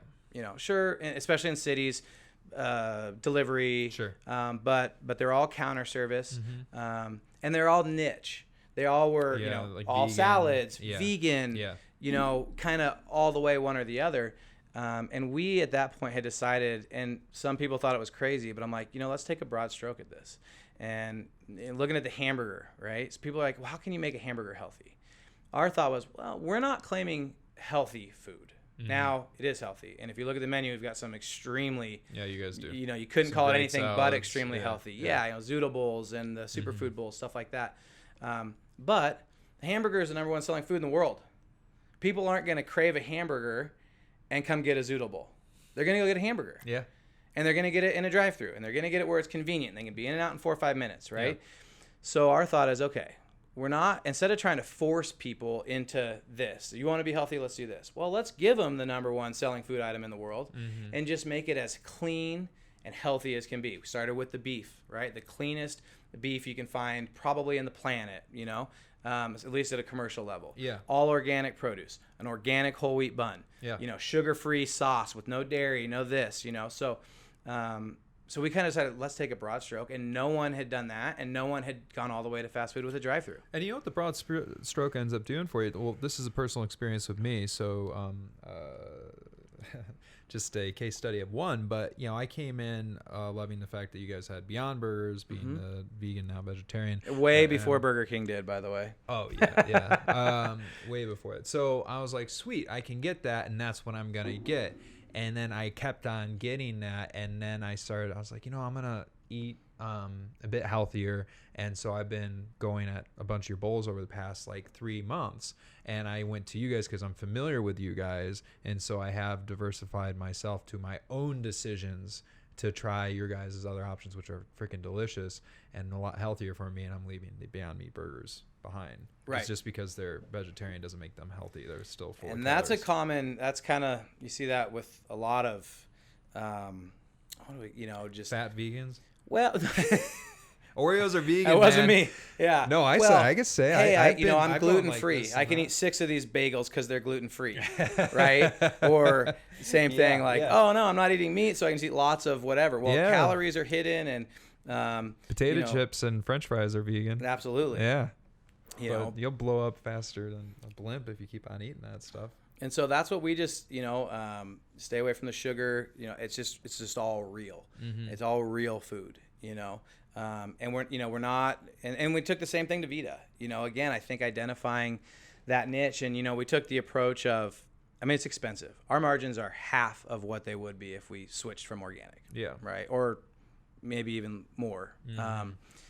But part of it is that commitment to the philosophy. We're not a not-for-profit. I'm not in business for that. I would support a lot of them, donate a lot of money to them, but business has to make sense. And there's this idea out there that is also preached a lot. And I believe in, I think Tom's is kind of the one that probably started it and made it popular, which is this from day one. Virtuous supply Hey, we're chain given, type we're, buy and we'll donate, buy and Yeah. we'll donate. And that's great. But you're not going to donate shit if you can't make a real healthy, profitable business that can support itself. No. Then Where's that donate. money going to come from? I think, who was it? I think it was Kevin O'Leary. I was reading something he did in Forbes or something, and he talked about that. Like, I hate it. Yeah. Why commit yourself to these chains? Now, it's not downplaying the importance of charitable work, nonprofits, giving back to the community, but you bound yourself with these chains, and you could lose everything. Yeah. So let's get healthy, and then put the money. And I digress dramatically. No, there, but you're right, and the other thing is that it's not even a unique proposition anymore. no, it's So- not really a market separator. No, You know? like, oh, I'm gonna donate 1% to the planet, like you and everyone else. So Right.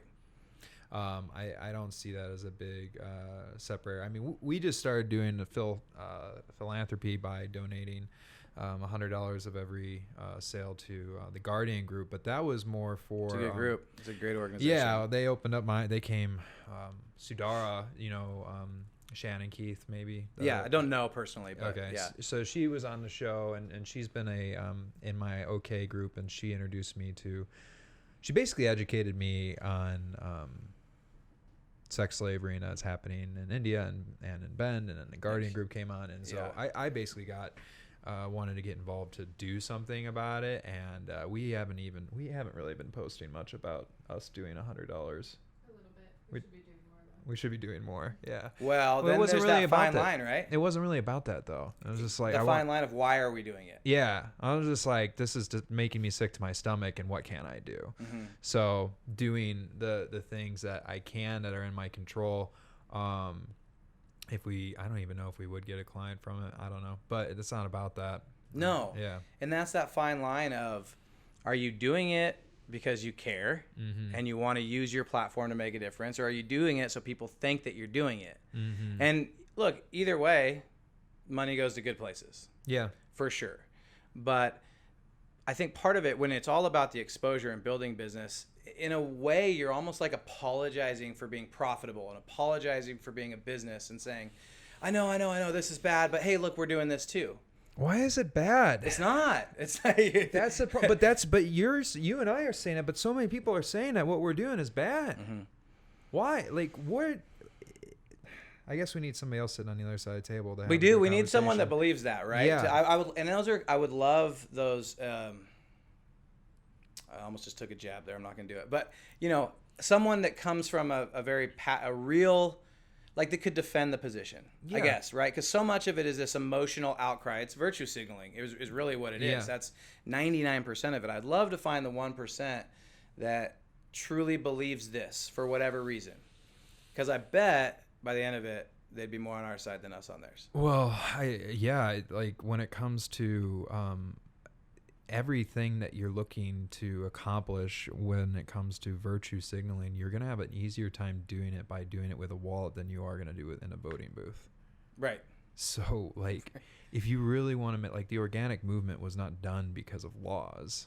It was Right. done because the market wanted it. Mhm. Life and Time didn't happen because a law said we need a fast food place. It's because you guys saw a market for it. Right. And I figured if we wanted to eat like that, someone else probably did too. Yeah, If that's and- how we wanted to feed our kids, someone else probably did too. Yeah, and I've been voting for you to exist there 3 times a week by Right. going and if in some laws and not going to keep that in place, but then you're and I and every entrepreneur, we have to. I don't feel ashamed anymore. I used to.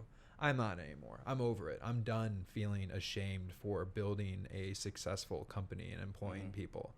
and getting healthcare provided and trying to change people and turning on like a positive culture experience. Like I am not ever gonna feel bad about that anymore, but I did. I So did you for a while. You fell for the victimhood. Yeah, I did. I Right. did for like probably 5 years. I don't think it's been only until like the last year where I was just like, no, this is So what okay. changed it for you? Philosophy. Okay. Doing good. Probably, well, to be honest, it is philosophy, and it's from it changing how I would why I was in business, because I'll be honest, I was in business for the wrong reasons. Okay. Glory? Yeah. Yeah. Mm-hmm. Money, glory, the jet, all that kind of stuff. Right. I don't have a jet, but Me either. that They're a lot more expensive than they seem like they would be on Instagram.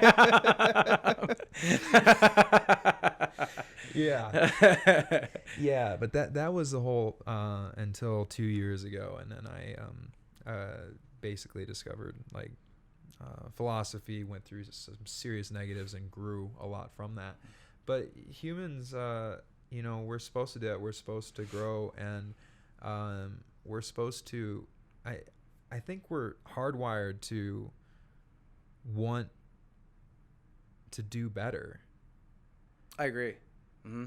In any situation that we're in, and but the cultural narrative is fighting against that right now, right? Yeah. I think the cultural narrative is saying that's bullshit. Equal outcome, right? Right.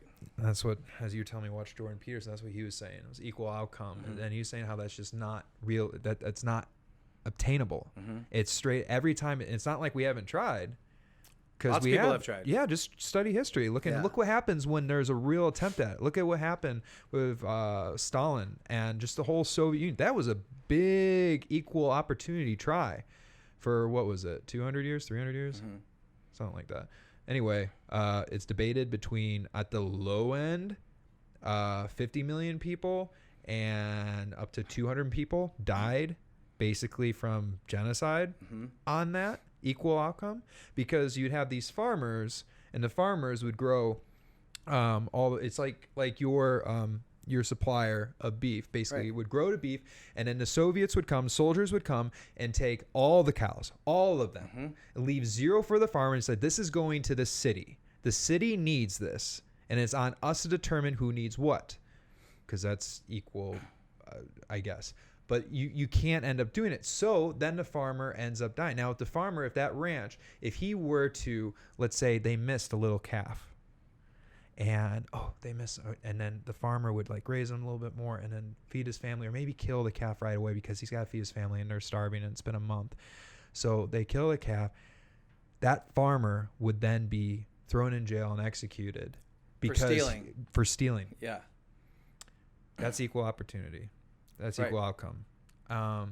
And it seems that the system we have in place right now, as it does have its problems, but I do not see us rounding up I do not see us killing people by the tens of millions or hundreds of millions. For all, I say this all the time. I word it a little differently, but for all, sure, we got a lot of problems. The whole world does. Mm-hmm. But it always has. Yeah. But there's never been a better time to be alive than today. Yeah. Period. What is it? Hans Rosing's book. Can you look up Hans Rosing, the book he wrote? But Factfulness, that's what it is. Never mind. So Factfulness, basically, he passed away, but it's the last. It's 10 amazing facts on what has, like, you know how the media says that the world's awful? Right. Yeah. Turns out it's not. It's not so bad. No, turns out that AIDS has gone down significantly. Child mortality, infant mortality is like the biggest one. Like if you look up like it only uses as like the number one indicator for kind of quality of life, or essentially in every country around the world is mortality rates. Yeah, and they've drastically gone down. Like Chelsea, if you look up infant mortality rates over the past 100 years and you watch this just chart just take a nosedive. Women equality when it comes to voting, race equality, all these things have just all gone in positive directions. Life expectancy, lead that is used in gasoline and in paint. I mean, all these things just keep on going, and now we still have problems, but the last 100 years have been revolutionary. But the media make you seem like, oh, everything's going to hell. This is a really We're losing it. Yeah, and when you get in a conversation with your buddies about like politics or what's going on, it's like, God, this is scary. I was like, is it?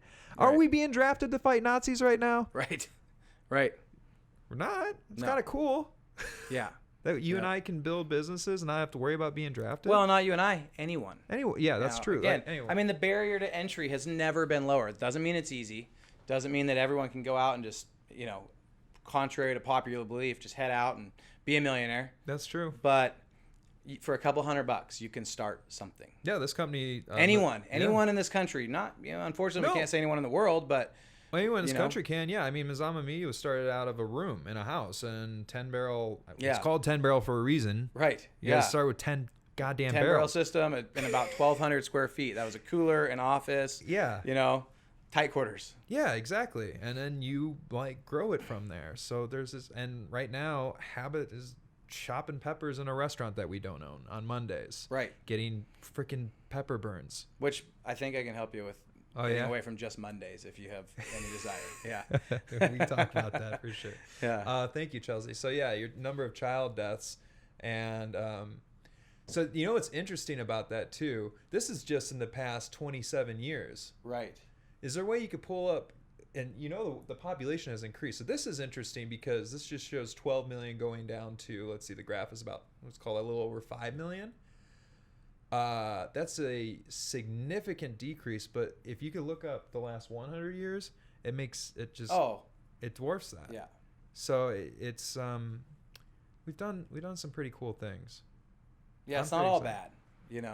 It's not all bad. And I think part of what we have to, as a society, so I've got a little pessimistic view, but I think it works, right? If you look back over history, and I know you study history, and I think it's important to. Yeah.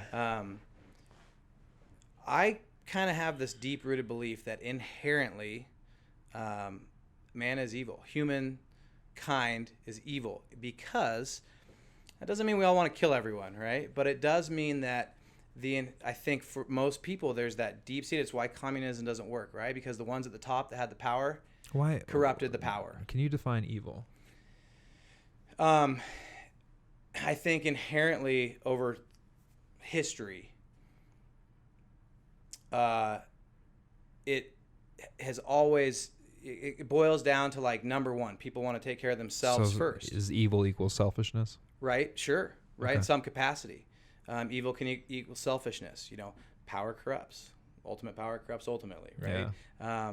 And when you look at that, to try and paint this picture the whole country can just do this. Mm-hmm. Well, some people maybe could do that successfully.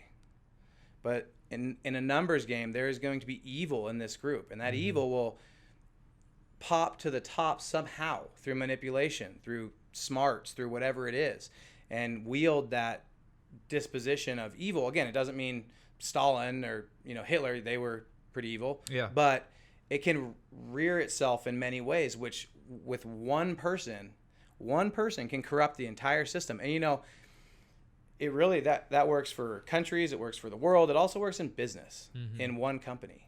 That's the importance of each individual person. One person with bad intentions or with selfish outlook can really corrupt an entire philosophical process. Well, what's a non-selfish outlook in business then?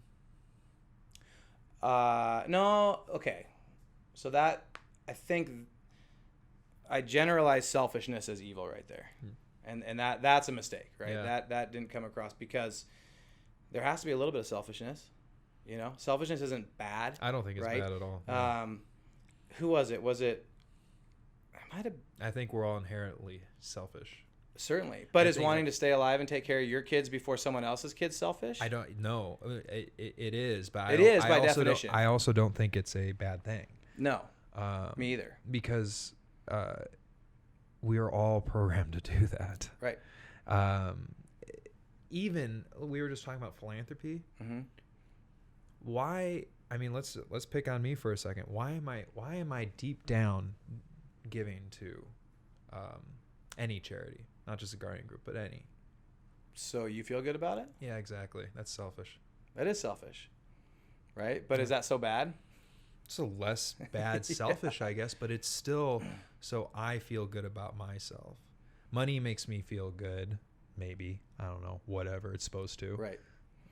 But that makes me feel like it's a selfish desire. Mm-hmm. I want to marry this girl for my selfish needs. Right. It's a mutually good Mm-hmm. relationship, but it's still No, selfish just doesn't have to be. And this might have been Jordan Peterson as well. I can't remember, but I read somewhere where if you really want to make a difference, right, take care of yourself first. And then when there's something left over, take care of your family. mm-hmm. And then when there's something left over, take care of your community. You know, and a lot of people would hear that and be like, whoa, yourself first, then your family, then Mm-hmm. the community. Like, you're ass backwards. That makes no sense. That's selfish and evil. But No, because then you'll die. right. And it goes back to, like, you know, my wife and I practice this Yeah. a lot, which is, you know, a lot of people like kids first, kids first, kids first. And, you know, a lot of people might hear this and think, this guy's an asshole. Mm-hmm. But we're like, no, us first. Mm-hmm. Because if we're not healthy and good, then they never will be. No. You know, and same thing with kind of the community. Like, if you're going out, you got to take care of yourself. And that is as selfish as it gets. Yeah. But the end result of your selfish intention of wanting to support philanthropic efforts is and net positive for these philanthropic efforts, right? Yeah, it's like saying, okay, what you want to do is you like go out and achieve something for yourself to sustain yourself, to increase your status, and then be able to provide a good thing by doing that for others to benefit. Right. I think that's the whole thing that you're looking to do. And is that where evil could be, where you are creating a thing that benefits no one?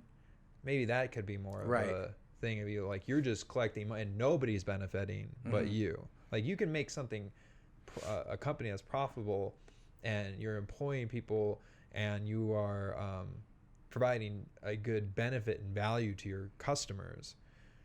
I think that's where you have the good. It's when you're scamming. Right. That might be where corruption. Well, there's no perfect system. I think I'm a firm supporter and believer in capitalism through and through. Yeah. But it's not perfect. No.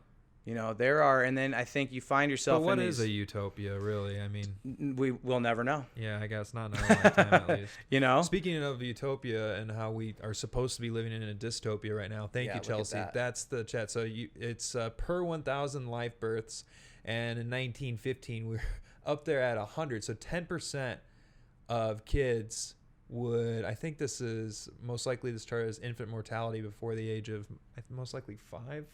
Let's just say it's 5. I think it's around 5. But infants, basically, who cares what your definition? A young kid is dying 1 out of 10. And now in 1995, you have more of 1 out of 100. And as we saw in 2017, that number has now gone down significantly. Yeah. Yet we're living in an awful time. Right. I don't know. I think that's pretty.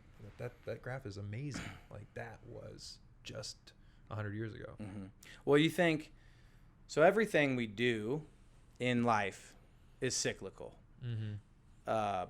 Popularity, trends, clothes, moral compasses of certain level. Nah, maybe not moral compasses. Those should never be, swing. But everything trends. And certainly right now, and maybe the fever pitch was last year or 2 years ago. Maybe it was the election. I don't know. But that virtue signaling, that money is evil, you're evil, you don't agree with me, you're bad guy, everyone's bad if you don't agree with me and this and That's I mean, do you think that's why we're censoring ourselves?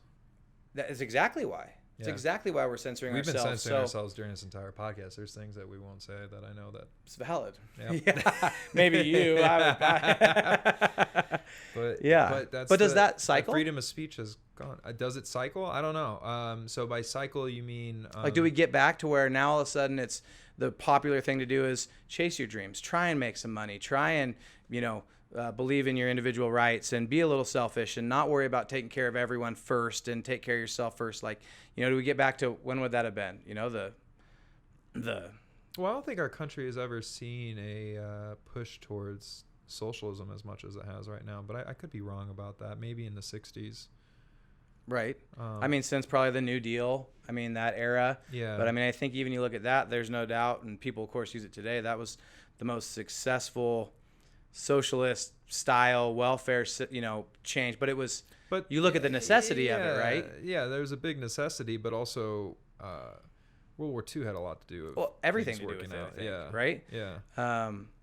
But yeah, so I agree. I think other than that, but is it real right now, or again, is it all virtue signaling? Is it a handful of people making a lot of noise where there's 100 times more in the background going like, I don't know. I get interested with those people that do that, who are successful business owners or leaders or whatever, successful in a monetary state, that do that signaling, but they don't do it themselves. Right. One I like to think of is I know a few people in town that will go off about global warming as they drive their Suburban around. Right. And I'm just like, yeah. Again, you vote with your wallet, man. So now you're truly using it for your own gain, right? At that point, this person doesn't believe that, right? They're trying to tie onto a movement, which, hey, tying onto movements, that's what we've done. Yeah, it is. I don't know, man. I get, but we're getting to when you get to the point where you don't know what to say, and when you're afraid of being taken down by just maybe speaking casually, that sucks. I always have to think about what I'm gonna say, so I don't get it's real convicted. Then people say that, well, that's fake. No, it's not fake. It's smart, right? And it's almost sad that it's smart, but it is. Mm-hmm. You got to protect your things, right? Protect your brand. And sometimes that means, but I also think there's a huge difference between being fake and maybe just omitting some things. There's a huge difference between lying and just not being outright with whatever the issue may be that you're, finding a issue with. I don't know. Yeah. I don't know.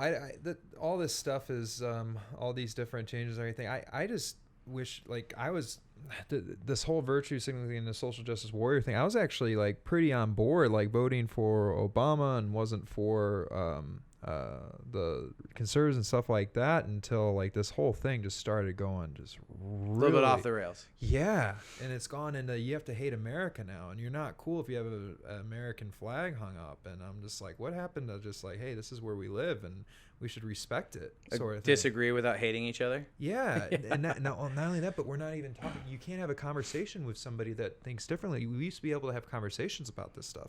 You used to be able to have political conversations with people in the early 2000s and the 90s without there being so much anger. Now it's people aren't talking to each other. No. And when you don't talk, when we don't talk about this stuff, then you fight. Yep. You build resentment. Yeah. You build hostility, and then you you end up fighting. Now back to the beginning. Back to where it started. fighting, not verbal fighting. Right. Back to the beginning. Yeah. Is that because of phones? Is that because of Snapchat? Right. So really, that was just a big roundup on the disconnect from technology, right? Yeah, I think that's a good place to end it, man.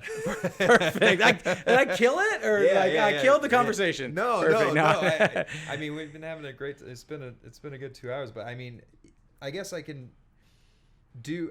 Let's not kill it right away. Let's just say dig into that for 1 second. All right.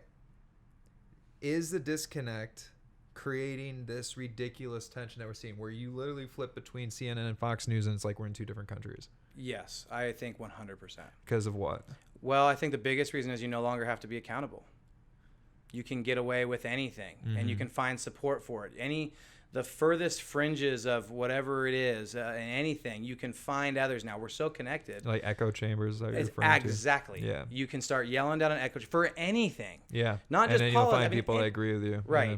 And so then it gives power to that. And in some instances, it's good. Some of the most probably revolutionary ideas in the history of the world came from a small group, right? So it's not all bad, but I think it allows, there's just no accountability for, or consequences for things that are said, for things that are done, for, and you can just say things. You can make shit up. Yeah. And find people to believe that it's true. And then that spreads like wildfire, because that drama and that satire is a lot more enticing and juicy than the truth and the reality of it. So I think 100% that is the curse and kind of the cause of this major disconnect that then snowballs into the polarization of where we're at, So how do we try to change course? One person at a time. Yeah. And we talk.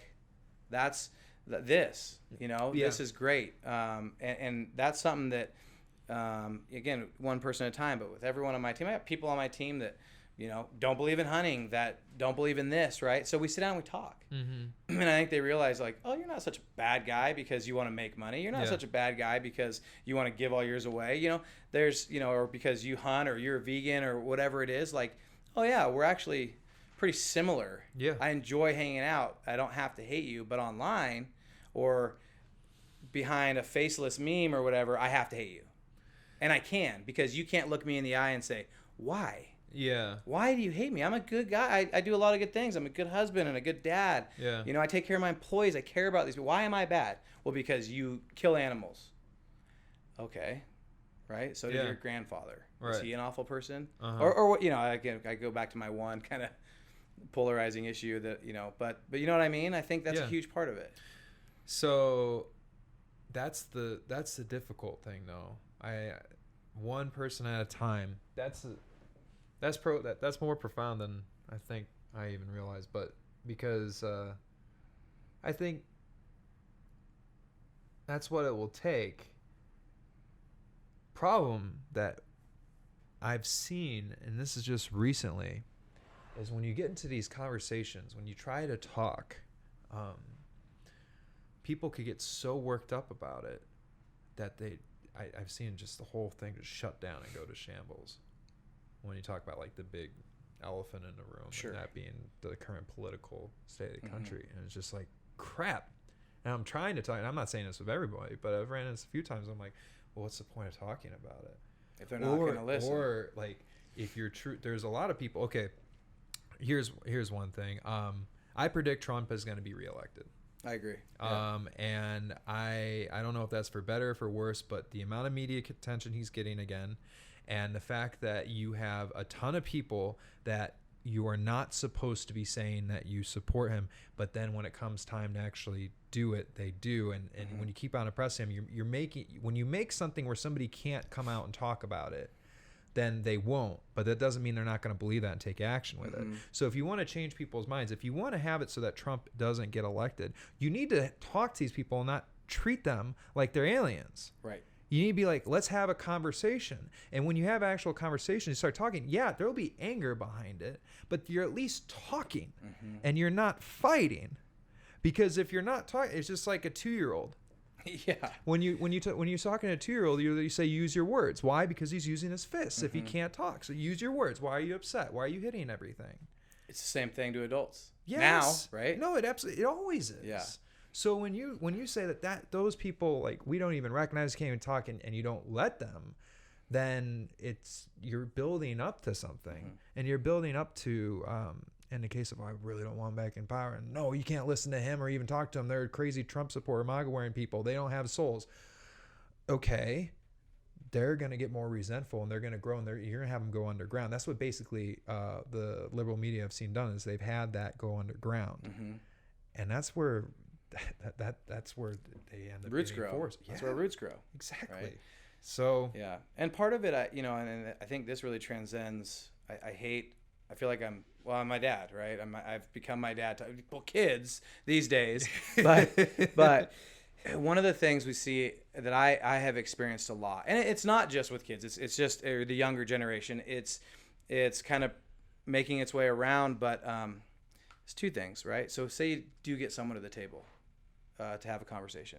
They already know what they want the outcome to be, right? Mm-hmm. There's very little honest dialect and that discussion, and that there's very little listening. They already are thinking of the answer. This is a conversation I have with my 7-year-old daily. I can already tell you're already thinking of an answer, and I'm not even halfway through talking, right? Yeah. Is that coming to the table with the and we all have our biases, and we all want what we want. We want the result to be like this, but if we can't shed that, and I tie it back directly to business and the ego and sitting down at a table with your team. How do you value your team, right?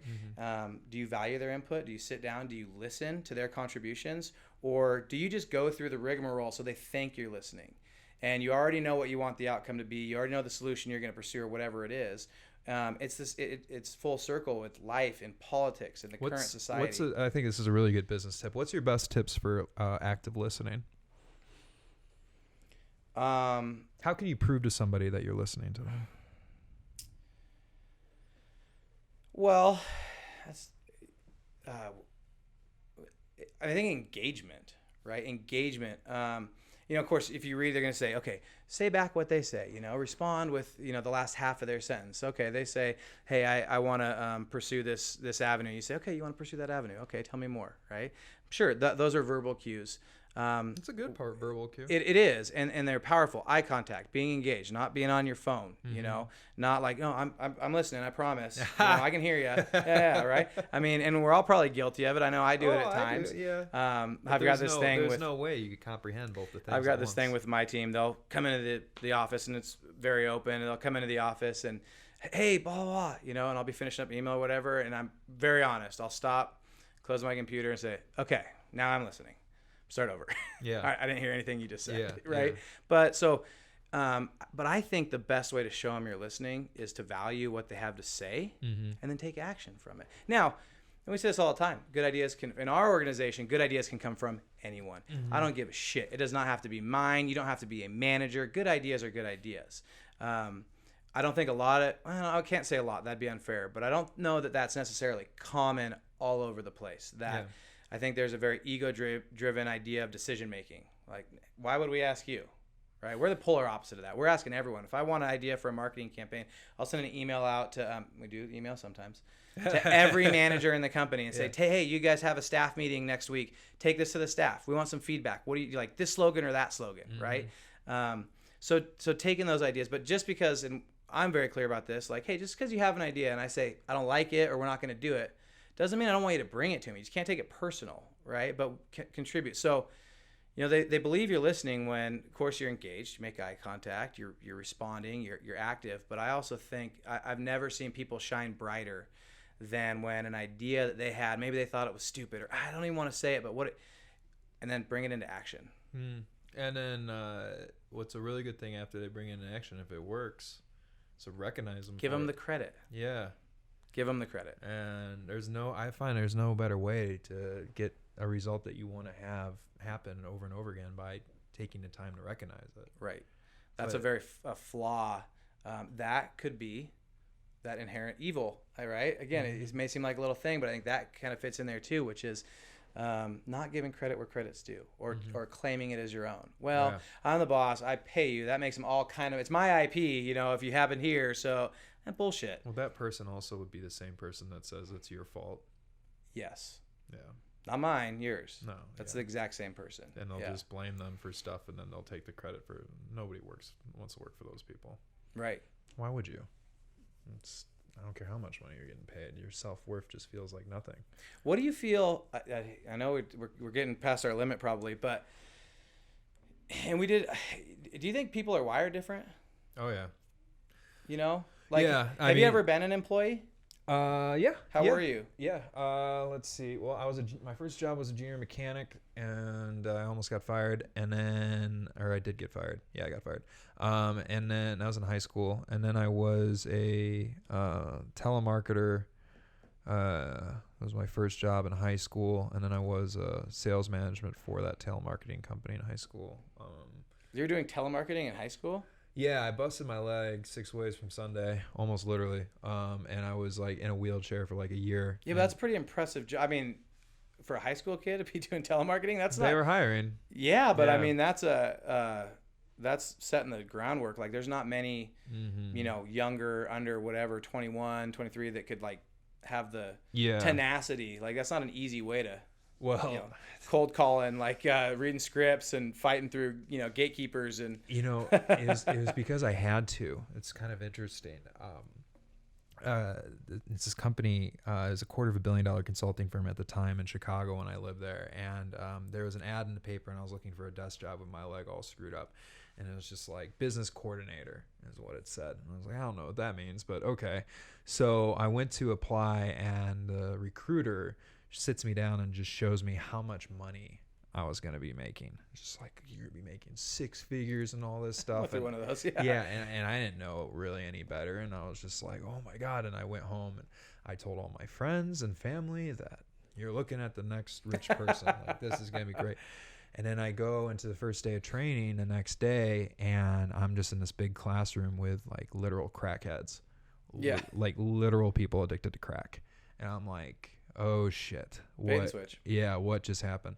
And I was already in deep, and so I found the best person who was making like $200,000 a year on the phones. Most people in there were making minimum wage, but I found a person that was killing it. The old the 80-20 rule. There was more like the 5-95 rule. Yep. Which I find to be more and more true. Actually, it's more like 10-90 than it is We've got 80-20. a 20-60-20 we call it. Oh really? Yeah. Similar Similar that. concept. What's 20-60-20? So 20% is bought in. Mm-hmm. They're leaders. They believe in what you're doing. They're gonna do the right thing, right? They're riding for the brand. Then you got the bottom 20%. It's just a job. They're collecting a check. Yeah. And then you got the 60% in the middle that could go either way.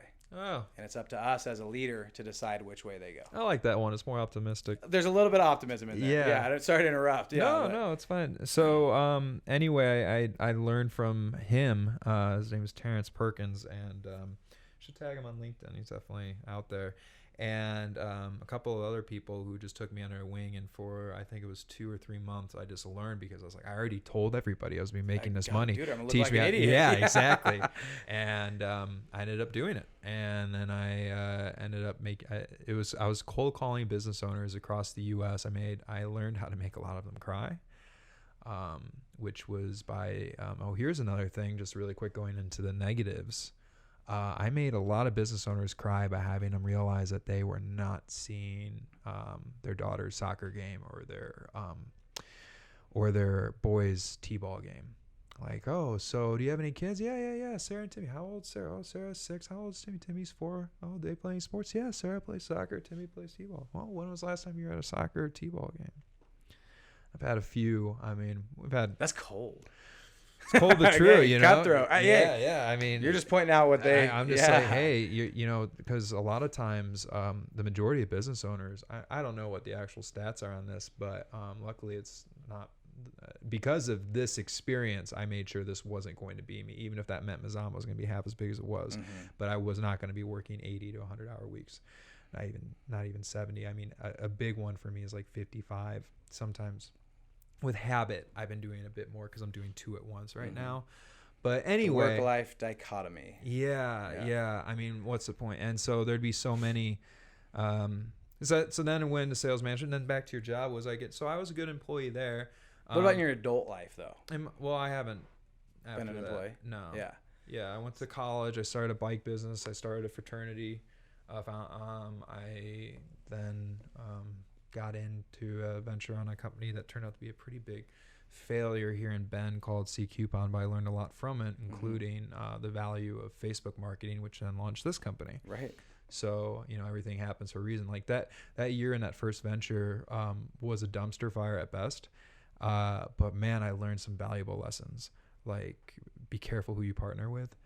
And I walked away with learning how to, there was something to Facebook, and right. There certainly was. And, at a time when no one really had bought into that. No businesses did. I mean, people did.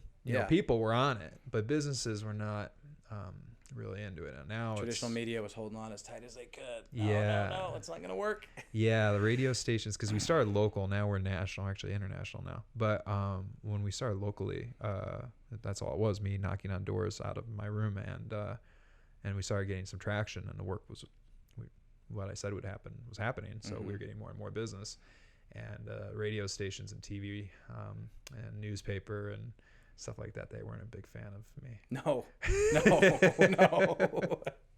Nope. Yeah. Sometimes the enemies are essential. That means you're doing something right. I guess, yeah. Or you're being an assoul. There's two ways to look at it. But I think, it's healthy. I wasn't, I was arrogant, that's for sure.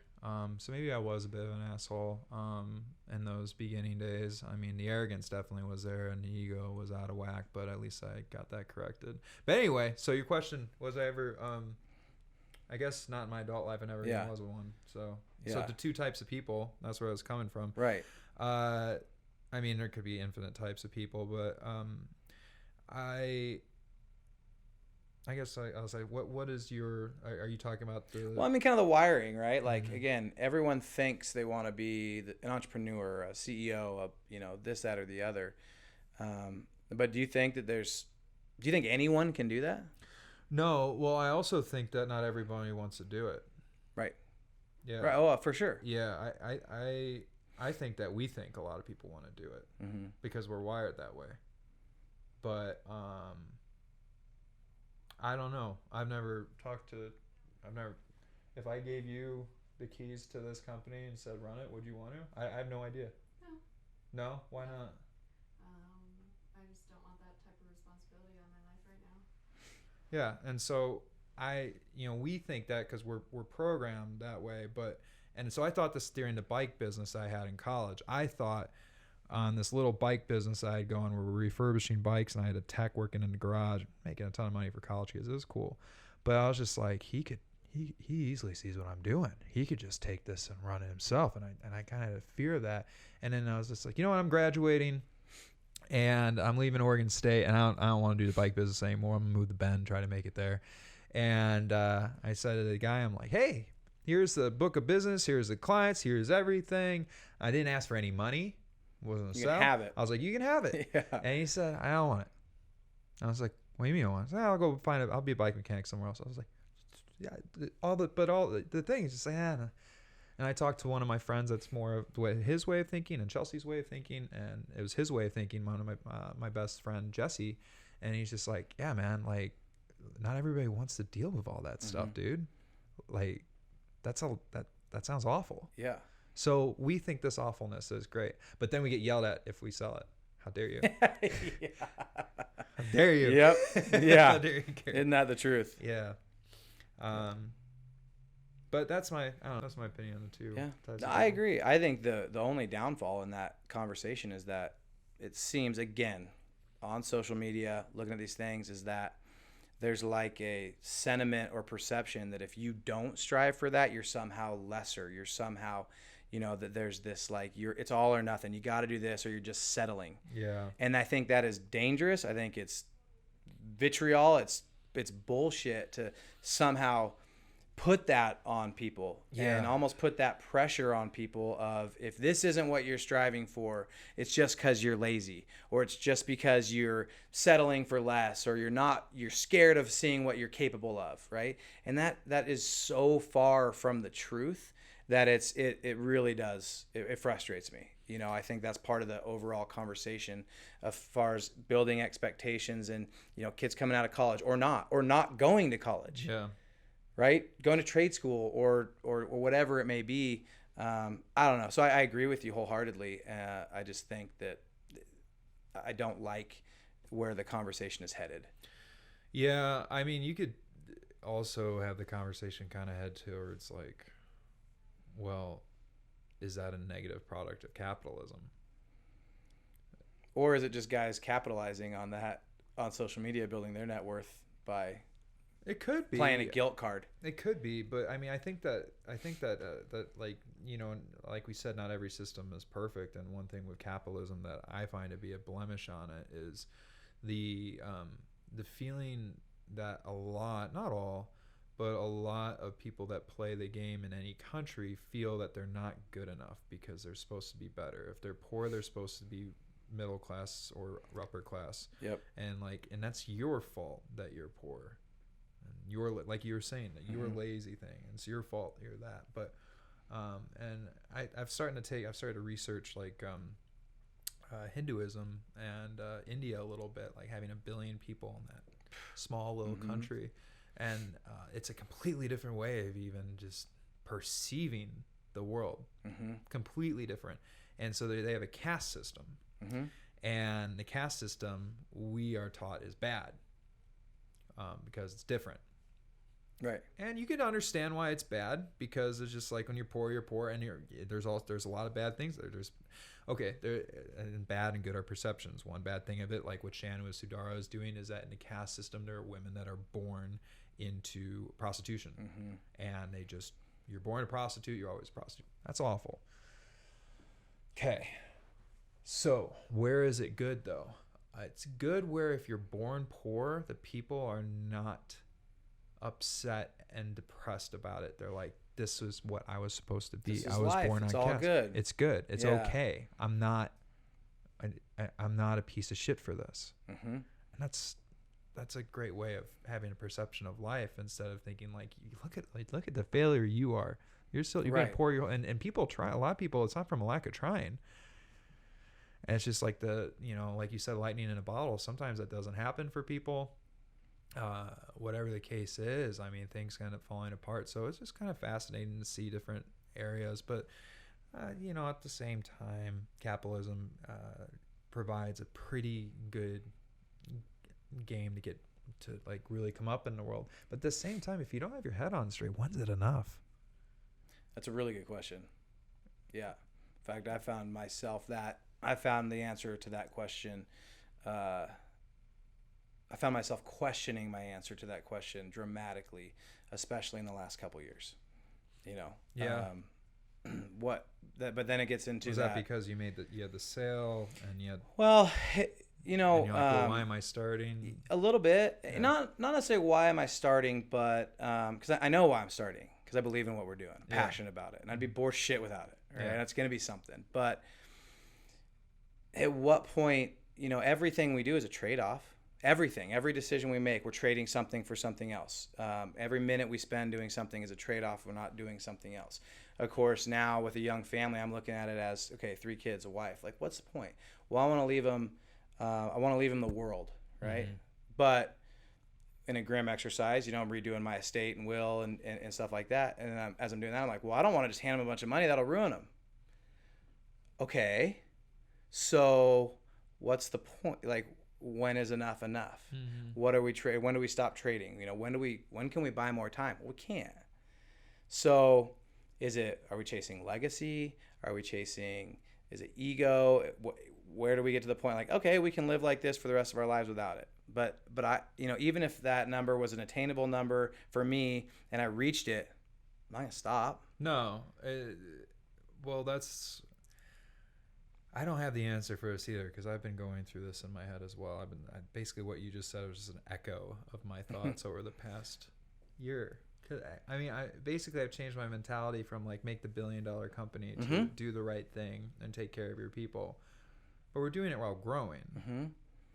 Yeah, I was the same way. Like this is again, and then I don't know if it's society in the way that, like we were just talking about earlier, that's making me even think this way. Like where I am the like this villainous, but then I've also just been kind of breaking apart. Like, no, stop falling into that trap, man. Like, you're doing good things. Stop making this narrative that's being pushed on you. Right. Stop succumbing to it, because that's basically where those thoughts are going. It's like, oh, well, the people in the media are saying that was pretty bad. Yeah. I years ago, I don't remember when it was, maybe in high school or whenever, but I remember first reading that, Bill and Melinda Gates were starting the foundation. They pledged 99% of their wealth to the foundation or something like that. I'm like, why would you do that? I mean, you can still give away these billions of dollars, but why would you give it all away? What about your kid? Well, fast forward 10 years. And I'm like, okay, I think I get it. I get it certainly more. Well, is it that because that ended up becoming like its own business? No, I'm I mean, not I think really it was sure what just the like, story you know, is. they've got a couple kids, but do we really want to just leave our kid this? I mean, yeah, Oh, there's yeah, generational yeah, wealth, yeah. sure, and there's generational security, and those are, I think, those are very something you take a lot of pride in, maybe creating. But then, when does that? There was a study I read that your ability as a parent, and they found these tangibles that they quantified, but Yeah. there's like the bell curve or the inverse curve, where okay, your ability to be a great parent, right? When the less money you have, it's harder. And then you go up, right? And the more money you have, you go up, you go up, you up. But then you reach a dollar amount. And then all of a sudden the maids come in. And then exactly. And then there's no struggle, there's no strife, they don't see failure, there's no wanting, right? That creates that desire, that hunger to make more for yourself. Yeah. And then as you make more money, the curve starts going back down. Hmm. You know? So it's a philosophical question. I don't think I'll ever have the answer to. It's interesting. It's like a good question of that. This is one that like Jordan Peterson I just heard last night when he was talking. It was really interesting. Is how do you want your kids to be treated? Right. It's just like, well, would you want everyone to be nice to them? No. Why would you want that? Right. Why would you want everybody to just roll over? Like, how are they going to persevere? It's like, well, do you want everybody to be a dick to them? Like, well, no. Yeah, there's that. No, yeah, exactly. So it's just like, so you want some sort of middle ground so where they can learn and feel failure and all this sort of stuff. And I think that could transcend to what you're talking about. I think absolutely. Yeah. But I think you could also then flip it to yourself. Mm-hmm. How do you if that's what you want for your kids, and what do you want for yourself? Do you want everyone to be nice to you? Well, I know from experience that when everyone's nice to me, it's fucking weird. Yeah, and you're I don't asking like it. why. Yeah. Like, what's going on here? Yeah, I don't like when my friends don't make fun of me and stuff like that. Like that, I like to have like that resistance. And then, do I want everyone to be a dick? No. No, just enough to keep the fire burning. That's something that it took me about a year to realize it. But after we sold, I took the new role and everything. It was great. We're doing some really fun projects. But looking back now, there was a year and a half, 2 years where my fire went completely out. It was like, boom, here's the success. You did it. You made it. That sounds depressing as hell. And I didn't realize it at the time. Mm-hmm.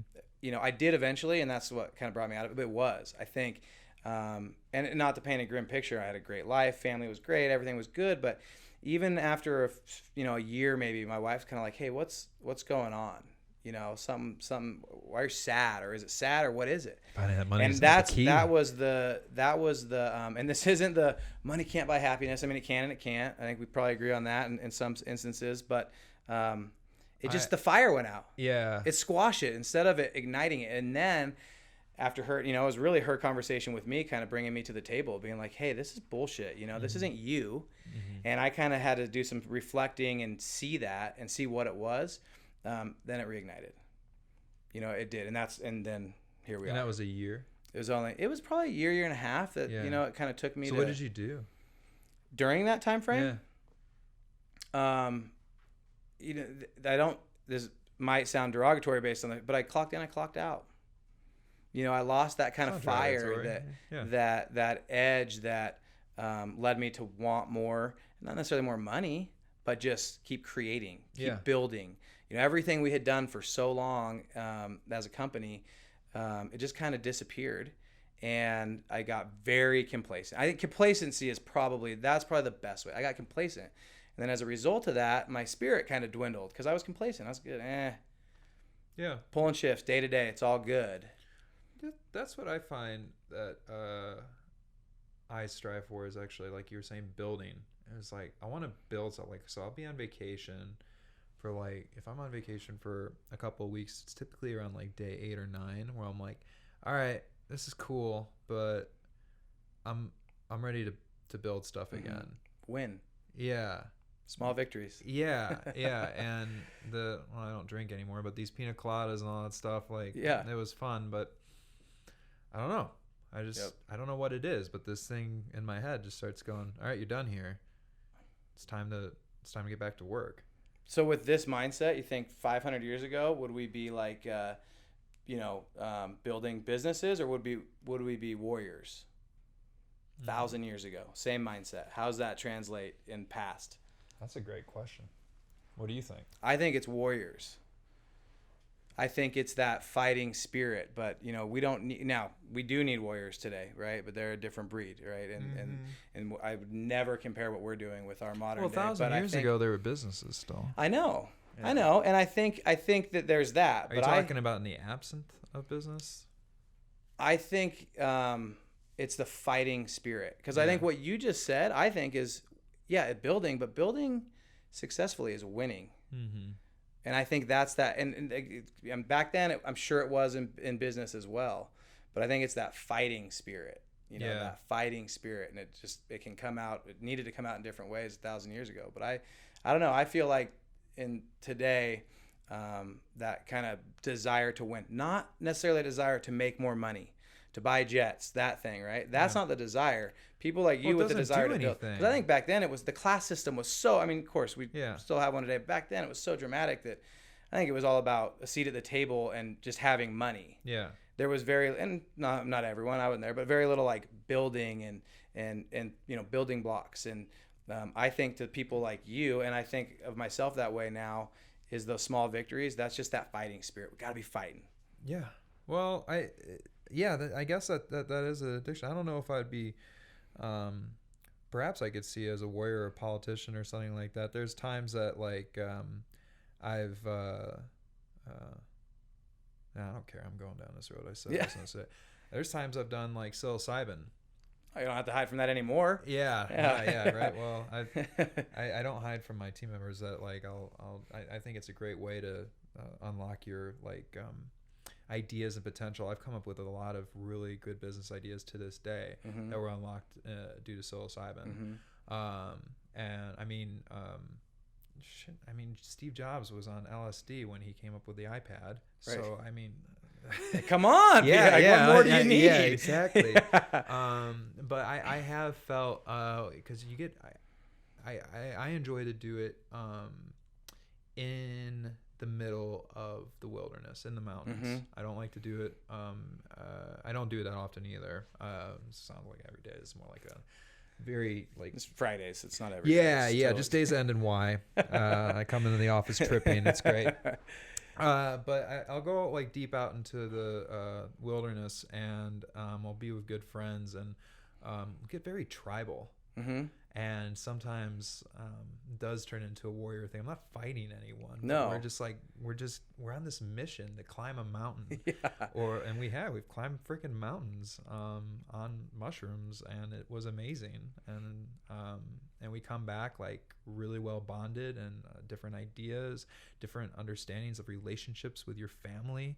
All of a sudden spark like crazy that wasn't existing before. There's so much stuff that and it's been vilified, unfortunately. Thank God Tim Ferriss and other people are saying that like this can't be, we need to study this more. This is curing depression and doing all these things that that are saving so many people. Thank God. That's the first time that I've said that on air. So it kind of feels good. I bet it does. It does. You know, I haven't. I wonder what I was fearing. I guess I'll find out. Blowback. Yeah. I think it's a very natural fear, right? We can say we don't care what people think about us, but that's a bullshit lie. There might be different levels of how much we care or why we care. But that, like, your concern there isn't vanity. It's like livelihood. Yeah, it is. For sure. But I don't think anything's going to happen. No, nothing's going to happen. I think people are probably going to reach out and be like, me too.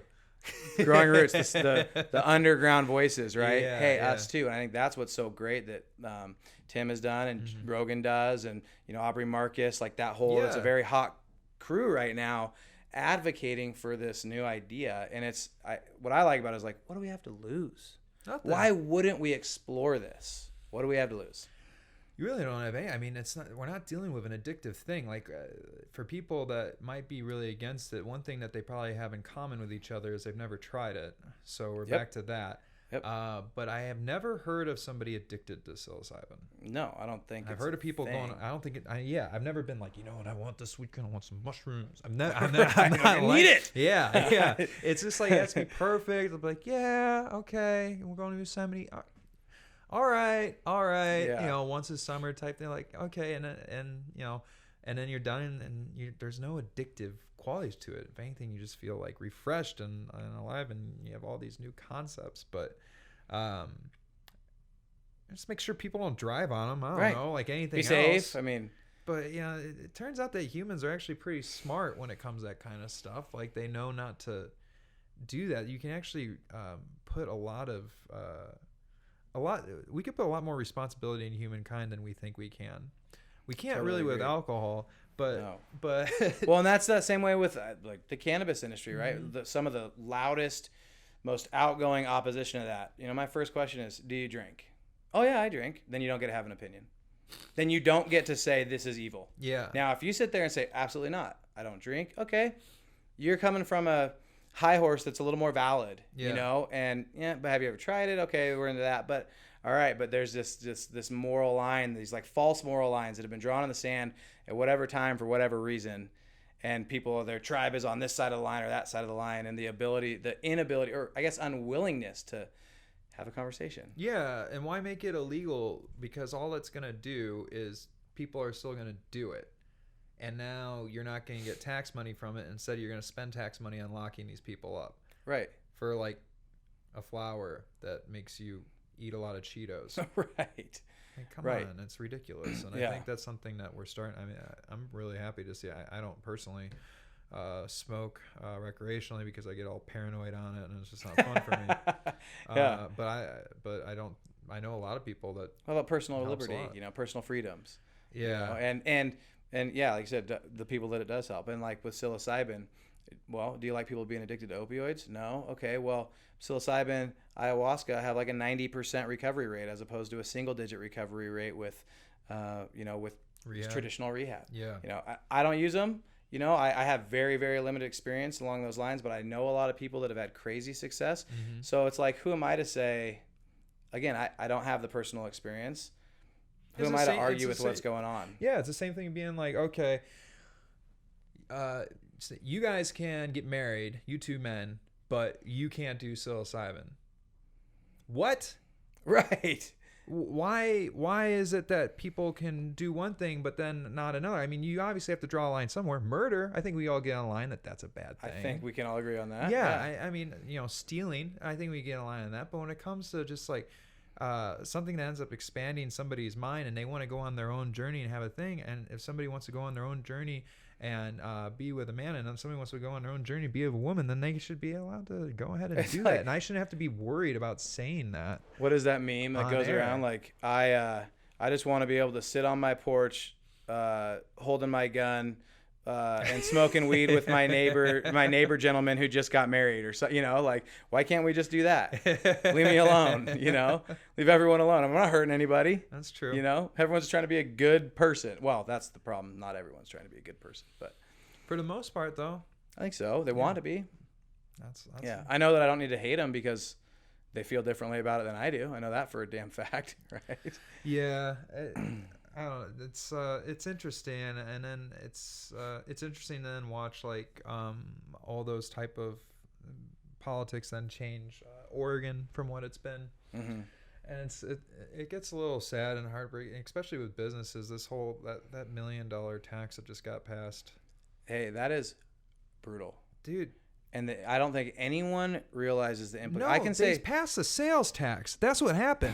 That was just voted down by the people. That was just voted down by in the same election that put the supermajority in power. It was voted down by the people.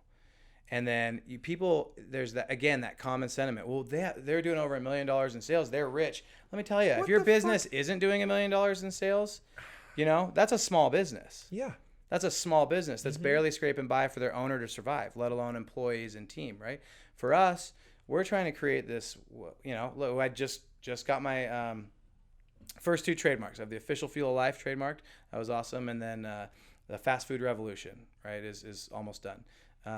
We're trying to create this dream idea of this fast food revolution. We're trying to compete with McDonald's. Yeah. But selling organic fucking food. Yeah. Okay. Our margins are single digits. So you add on a 0.5% of gross to a single digit margin. Hopefully everyone out there, you don't have to be that good at math to realize we're talking about a 7, 10, 12% tax to us. That is on top of that one of the highest tax states in the country. Yeah. And the other thing that I think people might not realize that don't study this that much is that they might, I think you and I went, this is in our vernacular, gross and net. Right. Profit versus gross sales. I think a lot of people might think that law goes to what we get. You do $1 million. That means you make $1 million a year. Yeah, and they're gonna tax whatever you make, whatever you take home, Garrett, and whatever I take home. But it's not that. That was already happening. Yes. Yes. No, it's not that. It's the entire thing. It's all the employees that we have to pay. It's the whole kit and caboodle. Mm-hmm. That's what's being taxed. So where do we make up that money? By charging you people. It's the only way. Just because it doesn't have a line item that says sales tax doesn't mean it's not a sales tax. Yeah, that's exactly what it is. So I guess maybe we concluded on that.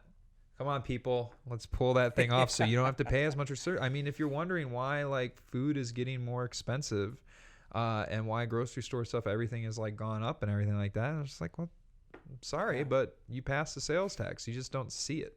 We're not all bad. We're out here trying to do good. You know, just hiring people. That's no big deal. It's whatever. All right, pleasure, my friend. It has been great talking with you. I really appreciate it. Yeah, same. It's been awesome. Awesome. Thank you.